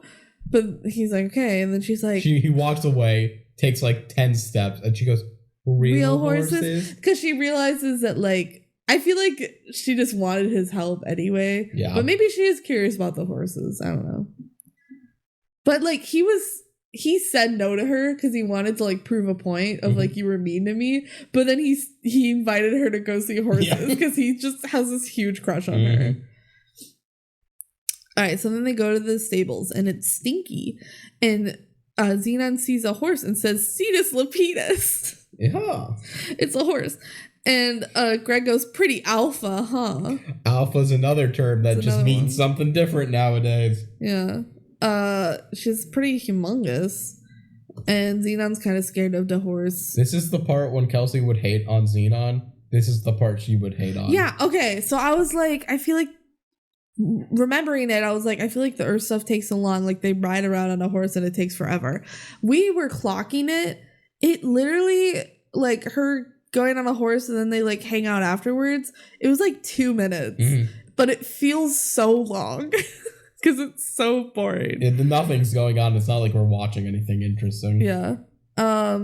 So the horse is chill. She brushes the horse. I wrote, this is riveting content. They get on the horse. Ceetus-Lupeetus. She loves Ceetus-Lupeetus. We're not even mentioning it every time it's said, I don't think. No, but I wrote this one. And then they walk around with the horse, and there's a mini montage of the most mundane horse ride you've ever seen in your life. And they go up to the water, and she's like, whoa, I've never seen the ocean before. Even she definitely landed by the ocean. She literally flew over an ocean and got off a plane next to the ocean, but she's never seen an ocean before. She's also, anytime she's in space, she's seen an ocean. That's true. She's seen the ocean from far away. That's like most of what you can see when you're out in space. She's seen more of the ocean than anyone else. That's true. She's never been this close, even though she has at the airport. Whatever, it's fine. That night they're like still hanging out. They've been hanging out all afternoon into the night. Yeah, she kind of like forgot what she was gonna Google. Yeah. And he's like, are you sure you can ride a bike? And she's like, yeah, I can. And then she falls over, and she's like, oh well, up in space we only had stationary bikes. So I can't actually do it. So then they go back to the pier restaurant. Where Margie scared her off before. Yeah, but she's actually eating the Earth food now. And Zenon goes, stellar, a food that gives a whole new meaning to O-rings. They're like onion rings. Yeah. What are O-rings? Is that oxygen, like maybe. Like a space thing? Maybe? Yeah, I don't know. I just feel like that's a slang or something that just gets completely dropped, because I feel like O-rings could have a very different context to it if we tried hard enough, and I don't want to. Zenon just keeps eating and eating because the food is so good, and Greg keeps ordering new things. Yeah, Greg's like, I only was gonna pay for a meal. Yeah, Greg's like, stop breaking the bank, please. But I'm like, I'm happy you're enjoying it though. And she says, yeah, in space we only eat what we can cultivate, so there's like no meat, and this is really good. And impossible meat hasn't been invented yet. Exactly. She's like, and he's like, that doesn't bother you? And she's like, no, it's like all I've ever known. But then she's pretty sure she sees Lutz kind of down by the water, so she leaves to go chase after him. Yeah, and Greg's like, can I get the check? Greg got like no food. I'm sure he ate some of it. Then they go down to the water, and Zenon is like, could my legs be any whiter? And Greg's like, haha, no, they're fine. It's like he's such a horn dog. Yeah. He is here for one reason and one reason only. Yeah. Was Lutz actually there? Did yes. she? Okay. But then they don't catch him, so they just are down by the water now. She dips her toe in the water and she goes, oh, bird, it's cold. And then Zenon says, everything here is so different than I thought it would be. To me, this planet is one big mystery extreme. Extreme. That's not major. Did she? She must have said that. That's what I wrote down. It could also just be one big extreme mystery, or just one extreme mystery. Why do we change the order of our words now? That's how they speak in 25 years. Yeah. Let me tell you. It's kind of dumb. Speaking of mysteries, the whole WindCom operation's not nearly as Midas as it used to be. So Greg found a bunch of forums and shit that he hacked into, and he found out that WindCorp is broke. So Xenon's like, why would he promise like my whole spacecraft more money if he doesn't actually have it? And Greg says, that's the alpha question. It is. Why doesn't he say that's the question macro? Yeah, he drops macro pretty quick. He moves to alpha. Beta. I don't think they ever say beta. No. Just alpha. What is this, zombies? 2? I'm the alpha, I'm the leader. I'm the one to trust. All right. So then Zenon recounts at the airport when Lutz was acting really weird. And she's like, okay, I was doing this, blah, blah, blah. And I did the Radio Rebel. And Greg's like, were you wearing that? And Zenon looks down at her clothes. She's wearing like normal Earth clothes now. And she goes, no, Aunt Judy bought me this. Which I thought was so funny that she just assumed he was talking about like the clothes and that would matter at all. Earring, he was actively like showing off. Yeah. And he's like, no, the earring, maybe that's it. She's like, yeah, he was acting all generic until he saw it. I guess that one works. Yeah. Generic. Again, they're just like weirdly worded phrases in a lot of ways, not necessarily illogical. Ceetus-Lupeetus. Lutz had a disk at the mainframe. I don't know what he did with it, but he definitely had one. So now she remembers that he had one. Weirdo. What the hell? Yeah. So then Greg takes her home and like thunder starts and it starts totally downpouring on them. And Zenon goes, oh my God, what's going on? That? And Greg's like, it's just rain. And she goes, rain? Rain. I remember this from when I was little. And she closes her eyes. It has her whole little Loretta Modern moment. She feels the rain on her skin. This is Loretta Modern's biggest dream. We haven't talked about Pixel Perfect yet, but we'll get there. We will get there. And she just feels it on her skin. And Greg is like, I had an alpha time tonight. He loves the word alpha. And again, it does not have the same context as it does now. It works, though. You know what it means. Yeah. But yeah. She has, yeah, me too. And he says, tomorrow we're going to go to Andrew's first thing in the morning and try to figure out what's on the earring little disc. And then Greg leaves. And then Judy is out the door and like gives her a towel and says, you've only been here 5 days and have better luck with guys than me. Poor Judy. Slowly. Next day at Andrew's, Andrew tries to like hack into the chip. Margie says this is boring. Why is Margie there? I don't know. At Andrew's house. And she really wiggled her way into this friend group. I know. And Margie says, Gregory, want to come ride in my limo? And I'm rich. And Greg's like, nah. And she says, but you always used to love riding in my limo before she dropped out of the sky like a ton of space junk. Margie, if you didn't want competition, go pick someone else. This is why I call her a pick-me, because of this line. When she says, you always used to love riding in my limo before she came along. Ugh. Zenon just like doesn't even have a response because it's not even worth it with Margie. And then Zenon walks out and looks at the water and Margie comes out And she asks if she should tell them she's not going to be there for the concert. So, like, Zenon, shouldn't you tell everyone that you're not going to be there for the concert that you won the contest for? And Zenon's like, I'm sure I'll be back by then. Like, the concert's next week. And why is it your business anyway, Margie? And Margie says, it's not my business. My business is keeping you away from Gregory. Go, Gregory. And Zenon's like, he's just helping me with a problem major. And Margie's like, that better be all, or else I'm going to tell the contest people that you won't be there. Why would they believe Margie? Also, because she's rich. Like, if she's not going to be there, she's not going to be there. It's not going to matter that they know. Like, they're going to give her spot away. There's only 30 people in the concert there. She still could get in the concert if she gets back. Yeah, she could go, but she might not be able to dance on stage. With then, well, no, Nebula will. Yeah, she'd be happy. Nebula's the only other one to submit anything for this contest. That is not confirmed. All right, so now it's nighttime. Andrew fell asleep while hacking the chip, but then beep, boop, boop, I'm in. He wakes up. The computer makes a noise. I get what they're doing for this, but this is so dumb. They want a visual representation of the computer virus. Yeah. So they literally have his screen light up with an animated worm going, hi, I'm a little bug. It comes out of an egg. It starts as an egg, and then the little bug hatches out of the egg. And then the computer blows up. It's so weird. And Andrew is sad about it because his computer blew up. And the next day he's like, guys, look, it's a virus.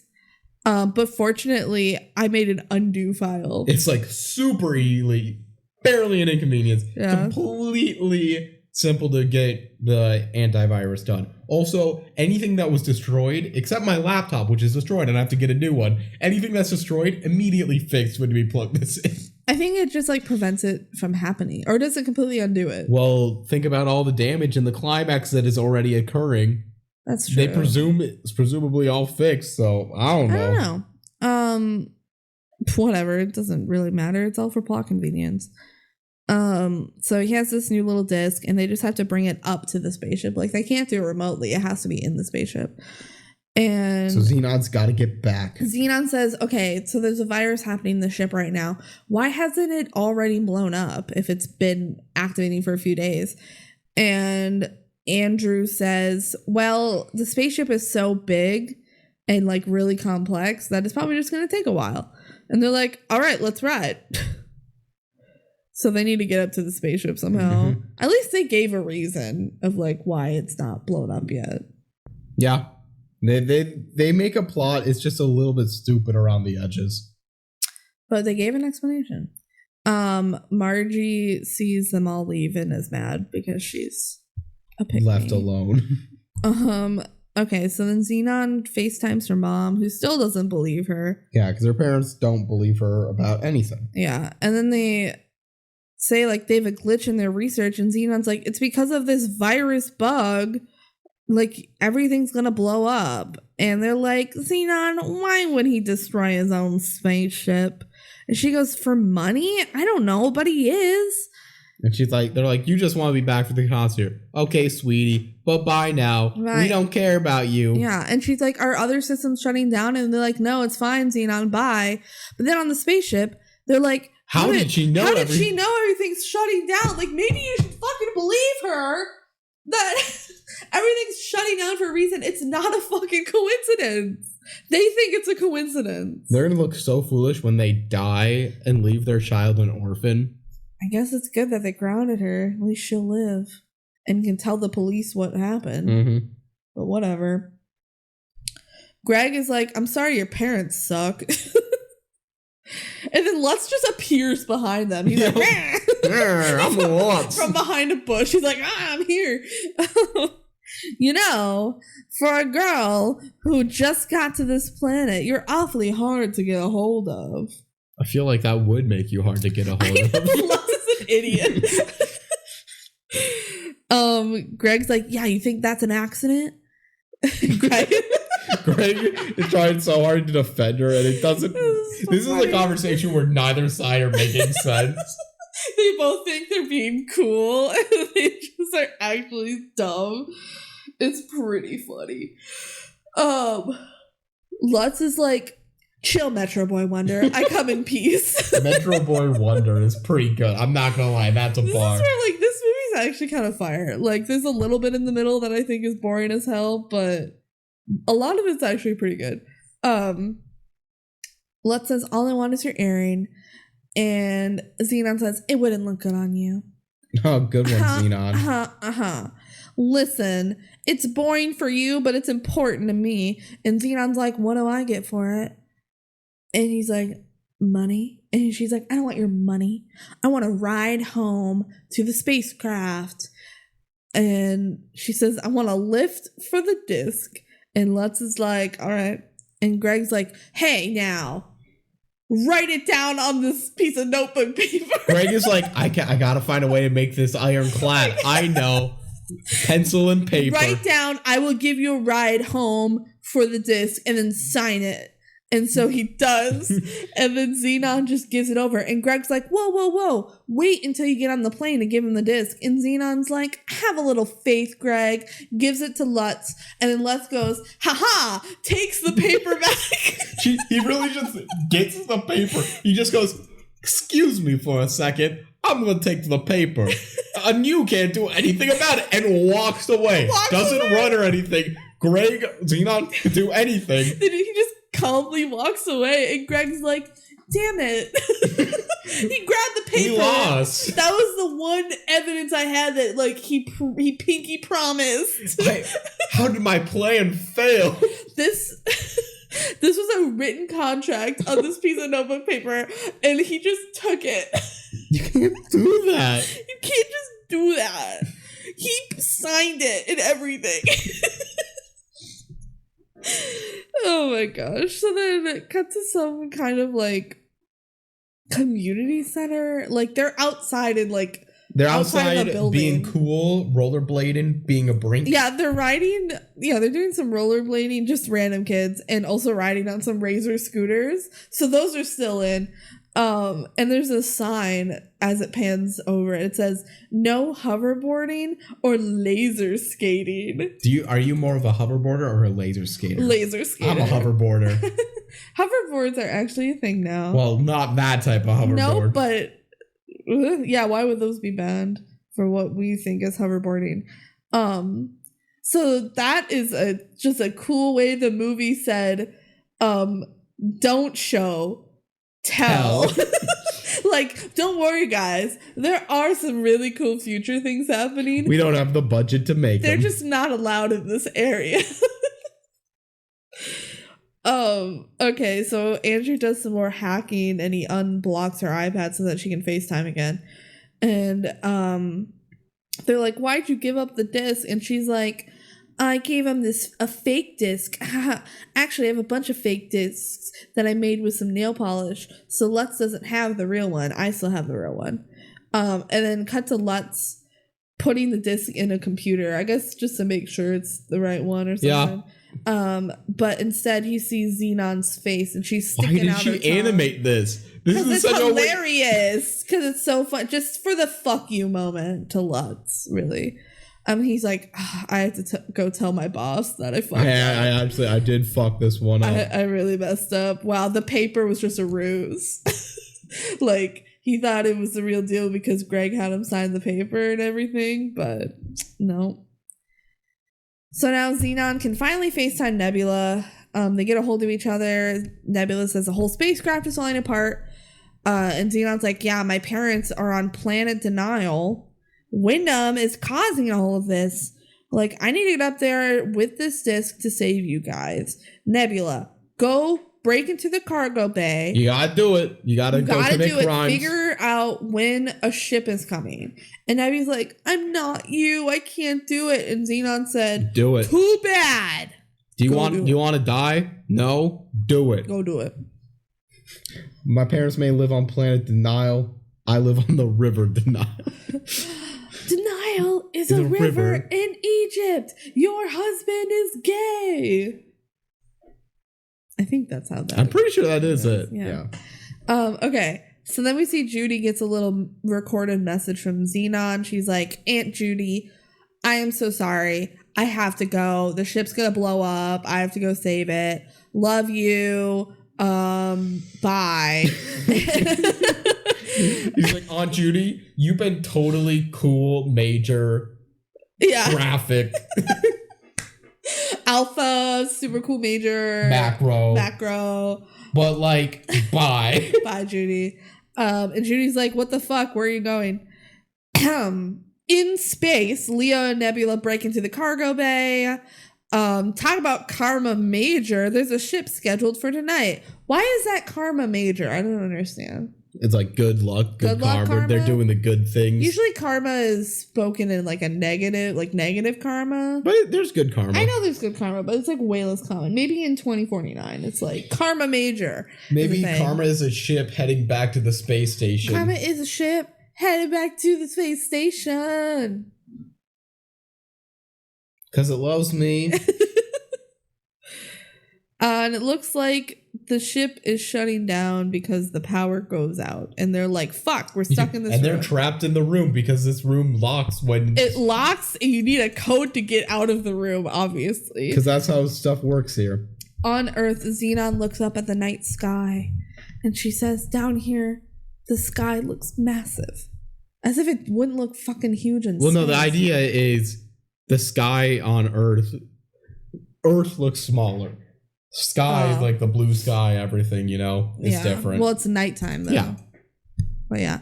I get it. She says, all my family and friends are in danger mortis, Greg, and they don't even know it. Danger mortis is only used here. That one for sure is only. Sometimes they just throw other slang in. That's so funny. Greg says it'll be okay.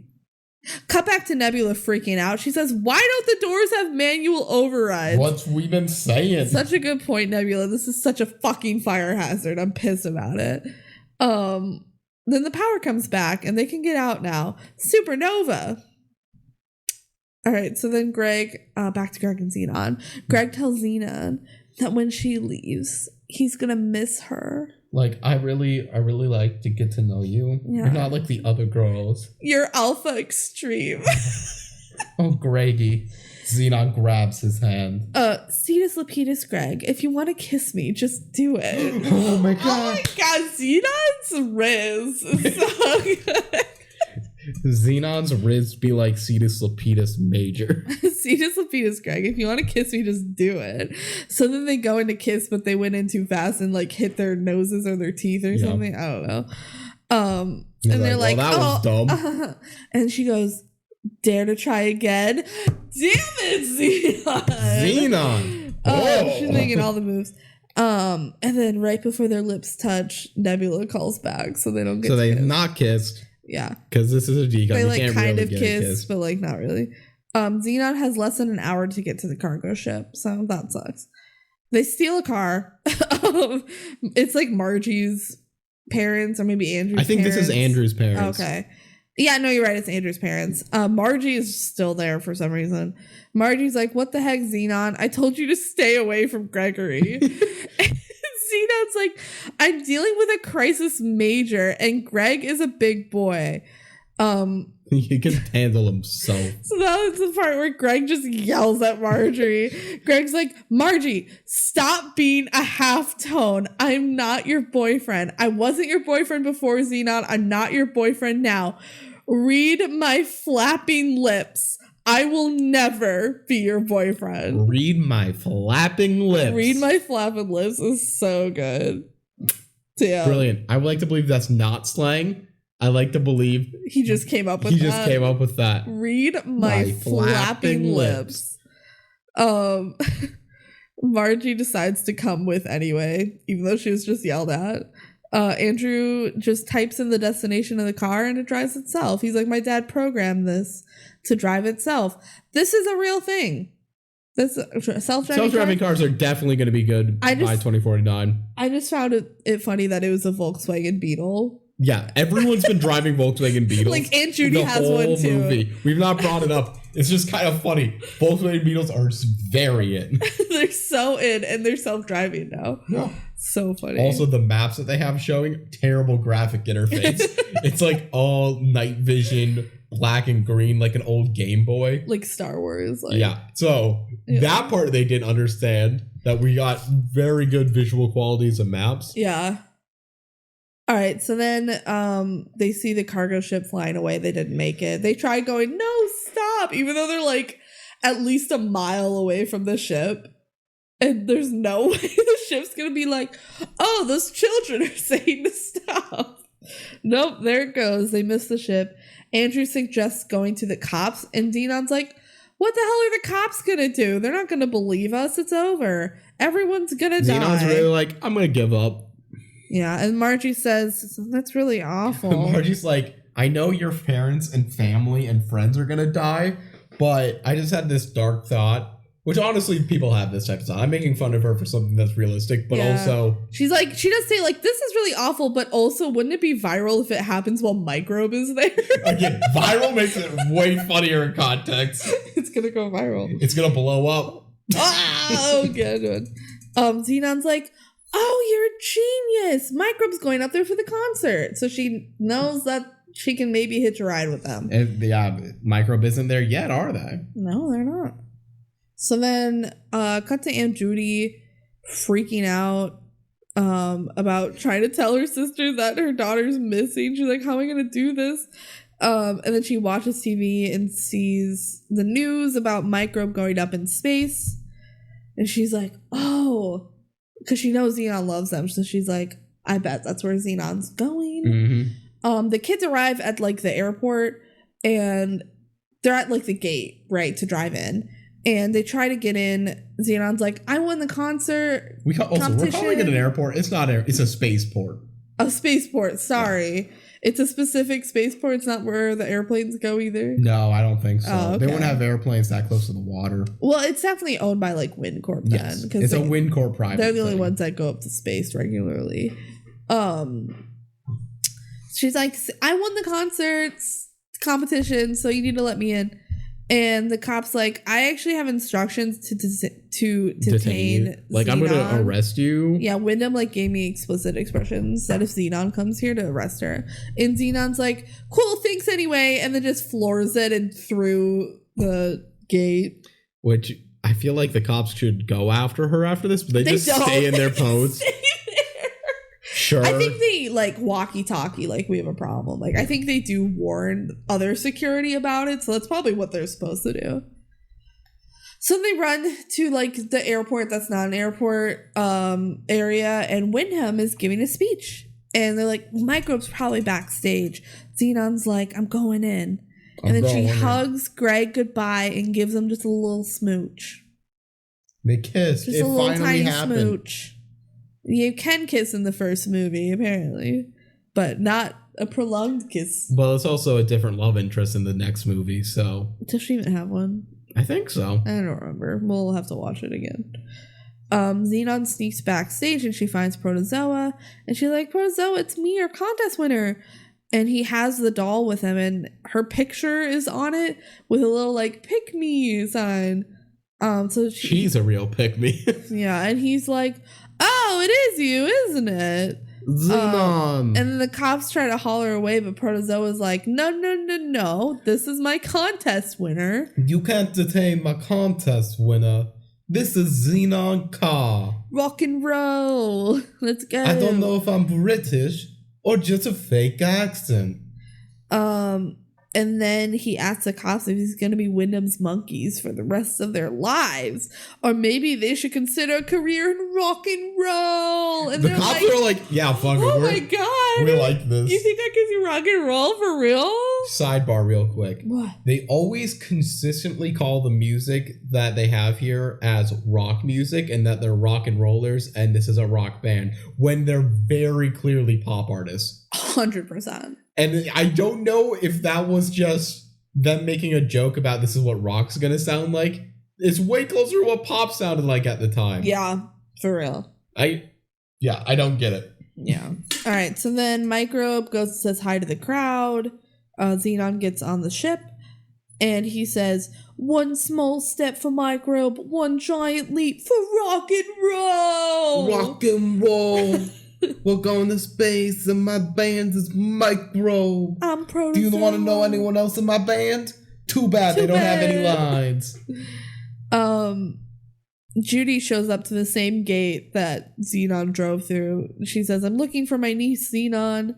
So, and they're like, oh, she's not allowed in. Like, she broke through the gate. And Judy's like, okay, cool, bye. And she also drives through the gate that's broken. These cops are pointless. Yeah, they are pointless. Lutz talks to Wyndham, and he's like, oh, yes, sir. What a brilliant plan it is to send up the band right before the explosion so there's no suspicion on you. Thank you for giving us the full explanation. So yeah, the evil plot is act like they were going to invest into this space station, have been to it recently, and then blow it up with like having an event on it. So it looks like terrible company PR, everything. So they don't have any suspicion on them. And they can get insurance money. I feel like an insurance company would not sponsor something as big as a space station in a lot of ways because the risk of paying it out is too high. Way too high. Like, no company can really realistically... Well, I wonder, he might just have like a super big like policy out on it. Like the rates are super, super high. And now it's going to be a big payout. But it has to blow up for that to happen. Seems like a bad investment. It's crazy, though. He's just like, I'll murder everyone. If you think about it, too, he just visited them last week. Or like 2 weeks ago, maybe. He wanted to look at them all in the face. Well, he had before he murdered them. The bomb planted. That's true. He had to go up there to plant the bomb. And he's really unbothered by it. That he's just gonna kill all these families. Yeah. Okay, so they're like, yeah, what a brilliant plan, sir. And Wyndham's like, yeah, it would have been cool if you didn't lose the disc. And then Judy shows up and he goes, who is this woman? And she goes, I'm Zenon's aunt. And Wyndham's like, she's not here. I know she's not. And Judy's like, she probably is, though. Because she loves Protozoa and she's probably with him. And then they realize that Judy's probably right and they start running after the ship and they jump on the ramp. Somehow the ramp is down. They're literally counting down like 10, 9, 8. And the ramp is still down. There's so much plot convenience in this whole part. If Judy didn't talk to the CEOs, if she didn't get close enough to two of like one of the richest people in the world, they wouldn't have gone up there. I feel like that makes no sense. Why would she talk to them at all? She's trying to find her daughter. Not her daughter. Her niece. She will talk to anyone who has an idea. I guess so. All right. So then they get on the ship. Judy's also on the ship. And the guys fall over and they accidentally hit a button into like this small kind of storage compartment. Area. And then Zenon locks them in it. Yeah, Zenon sees it. She like slides down because the ship's like going upwards. Yeah. So if you're not buckled in, you could like slide down. She slides down, shuts the door on them, and gives the little wink to Wyndham that he gave to her earlier in the movie. And locks him in. And then she's hanging out with Judy, and Judy's freaking out about going into space. Judy doesn't like to airplane, so space travel's not much better. Yeah. Up in the spacecraft, all the systems are shutting down still. The commander wants to send off Microbe. Like, oh, like, I don't want them to come anymore now when everything's falling apart. And one of the people working there is like, they won't have enough fuel to make it back home if they turn around now. So they have to come here and fuel up. Mm-hmm. Which is kind of wild that they can't, like, turn around halfway and get back. Maybe they're almost there or something. I don't know. How long does it take to get up to space? Like an hour? No, longer probably to get to a specific space station like this. We don't know enough context to really answer. Yeah. Space is also, there's different definitions of where it starts. Yeah. All right. We also see a shot of Zenon like playing poker with Microbe on the ship, and she's just beating them. She's crushing them. Poker still exists, and 13-year-old girls can beat rock and rollers. Also, while this is happening, the drummer in the background is like air drumming. It's great. Again, hilarious. No one else in this band says a word, and it's just the drummer is like dreaming while drumming. It's great. Yeah, it's funny. Okay, so then Microbe and the whole ship arrives to the space station, and they like fall over because the whole space station is like malfunctioning. You know, they're like, whoa, and there's alarms and stuff going off. Lights are flickering. Zenon finds the commander and she tells him, like, they're trying to take down the ship. And Judy's like, it's true. Judy just buys it. I mean, she had her house ransacked. Yeah, she believes Zenon. And as soon as the commander sees Judy, he like the music plays where it's like, oh, he's in love with her, like, it's immediately. Funny. And I would also like to point out Judy and the commander falls in love just as quick as Greg. It's just the same thing over again. It's just immediately infatuation. And then she falls over in his arms because like the ship rocks, and oh my god, they're like, we had more of a plot set up for this. We don't have time. It's cute. Wyndham gets out of wherever he was and he orders the pilot to like get them out. He's like, I need to leave immediately. And the pilot's like, no, the ship has to cool down first. Like, we can't leave yet. So then back to the commander, he doesn't believe Zenon, and then Wyndham comes in and he's like, Zenon is the one that did all of this. It's all Zenon's fault. I feel like that's a stretch. I feel like that's the best route for him, though. Yeah, and they all argue, and the camera's like panning around them in a circle, which is kind of a cool shot. But they're all arguing, and then they end up just hauling Zenon and Judy away because the commander sides with Wyndham instead of Zenon. Mm-hmm. And then Wyndham tells Let's go find the disc. So then Greg calls Zenon. I guess she still has her iPad. And Zenon tells Andrew to call Nebula and tell her to save them. And she does give an explanation of like, why can't she just call Nebula? It's because the block in her iPad, like they unblocked it for international, like worldly calls, but not local calls. Stupid. It is. They just need these Earthlings to have a purpose again. Yeah, why couldn't she just call? But she needs Greg. They need Earthlings to have a purpose. So the Nebula, they like call Nebula for help, and she ends up saving Zenon. She pops through the ceiling. Zenon tells Nebula to go tell her parents what happened, and she's gonna go to like the main computer and try to undo the hack.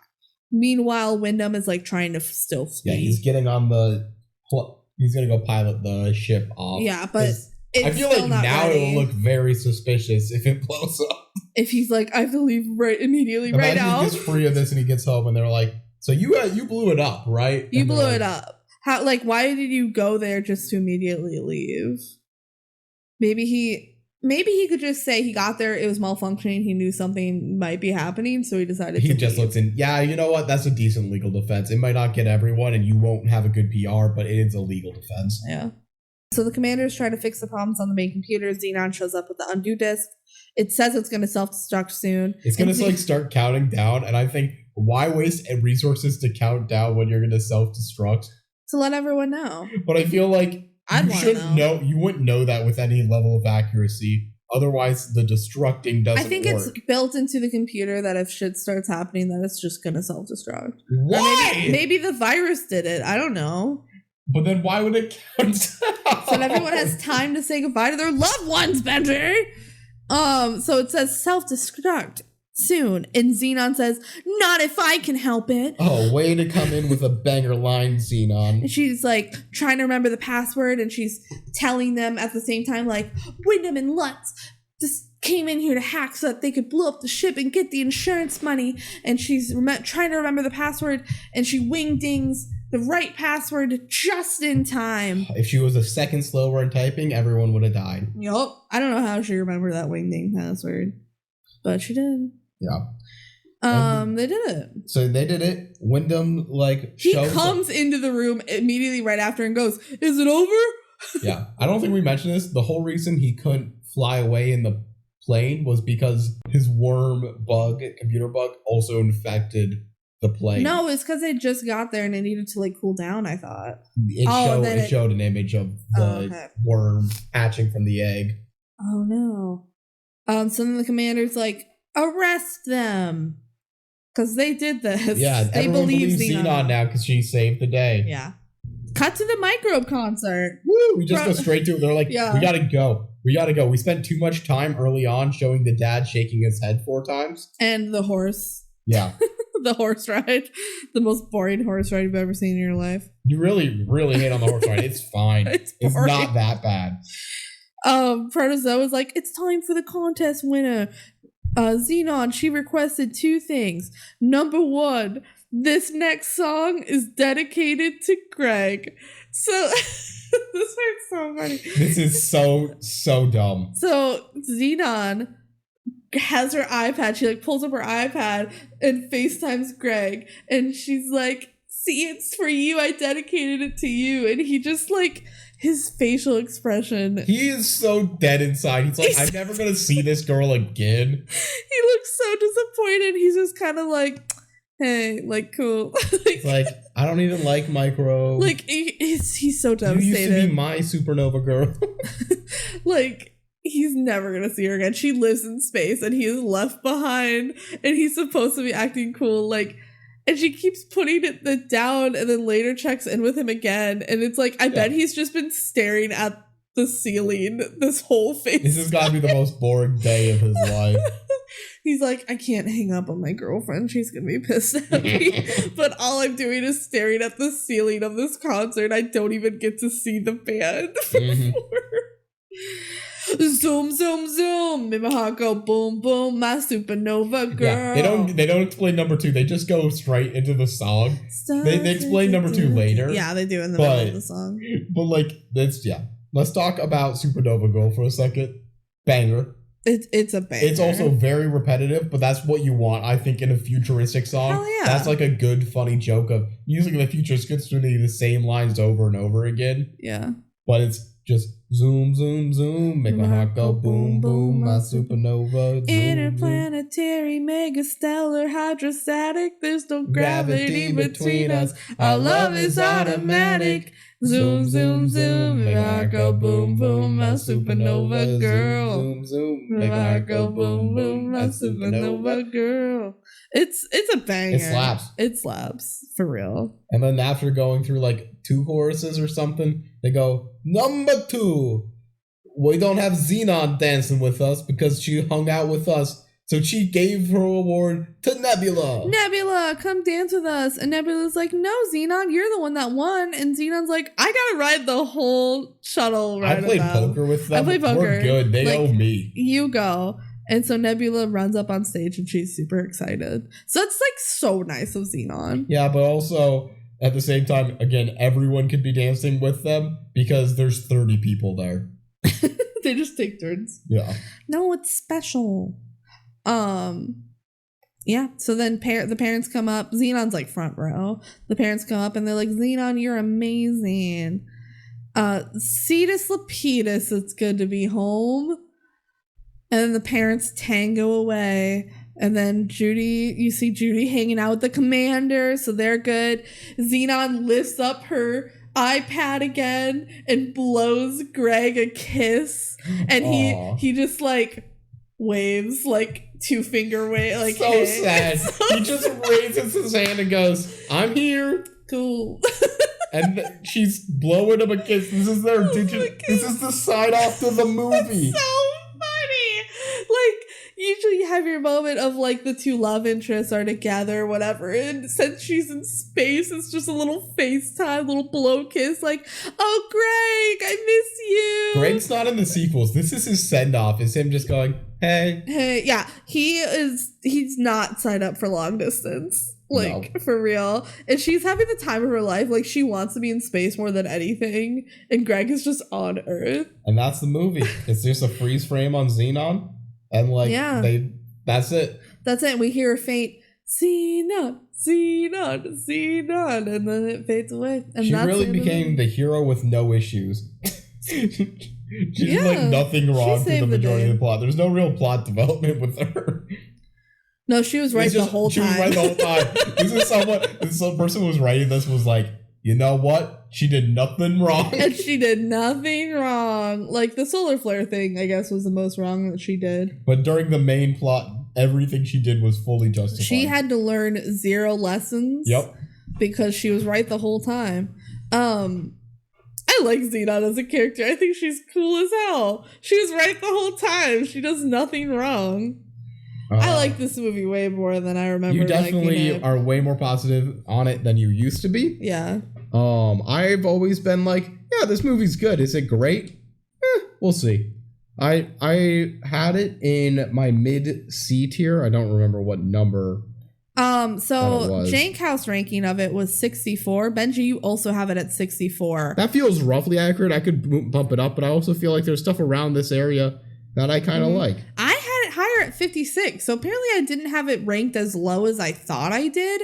Because I think I also have it in C. Yeah, I have it like mid to high C. And I like pretty much agree with that still. I could see this being a B tier movie, but at the same time, yeah, I look at the stuff in my B tier where it's like there's Wizards of Waverly Place there, there's like Camp Rock there. I'm like, this doesn't get to that level. Same, I have both of those movies. It never feels as special. It just feels like a occasionally good time, never that bad. The most I would move it is just like a little bit higher, a few more steps, so it's higher C tier. I don't know if it really belongs in B tier. So I pretty much still agree with it. Like, I have it right in the middle. I think it's a pretty good time. There's definitely a lot of DCOMs that are worse than it. I think the sequels are worse than this first one. We will talk about those another time. But overall, pretty good. Just, y'all don't get too hyped for it. Like, come in with low expectations. For how much people loved this movie as a kid, it's not going to be as funny or as, like, cool as you remember it. I bet it was really cool in 1999. Mm-hmm. I'm sure it was for a kid.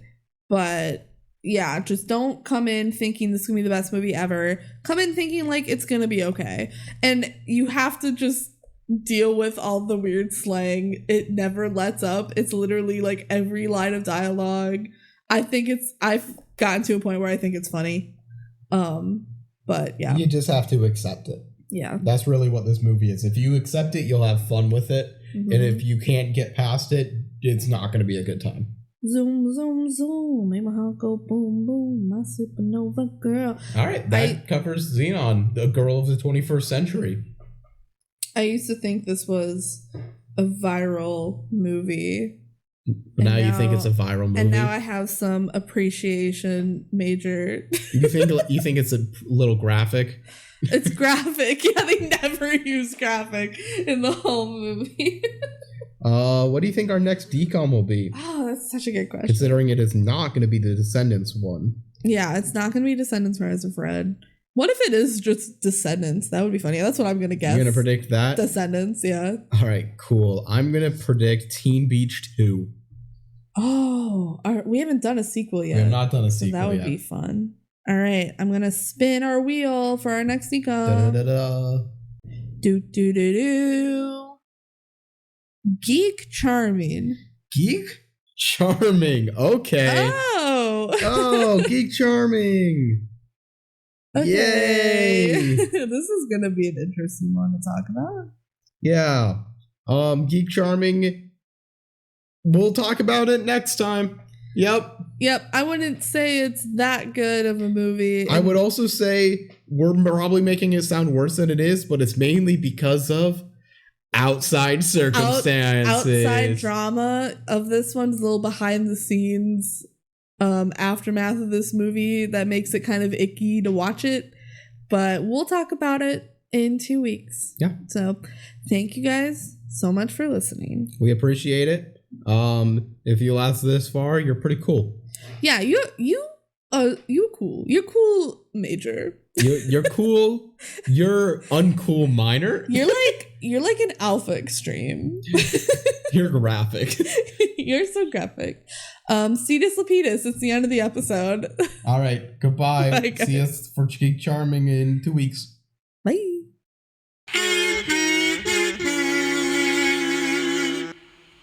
Scenes from our next episode.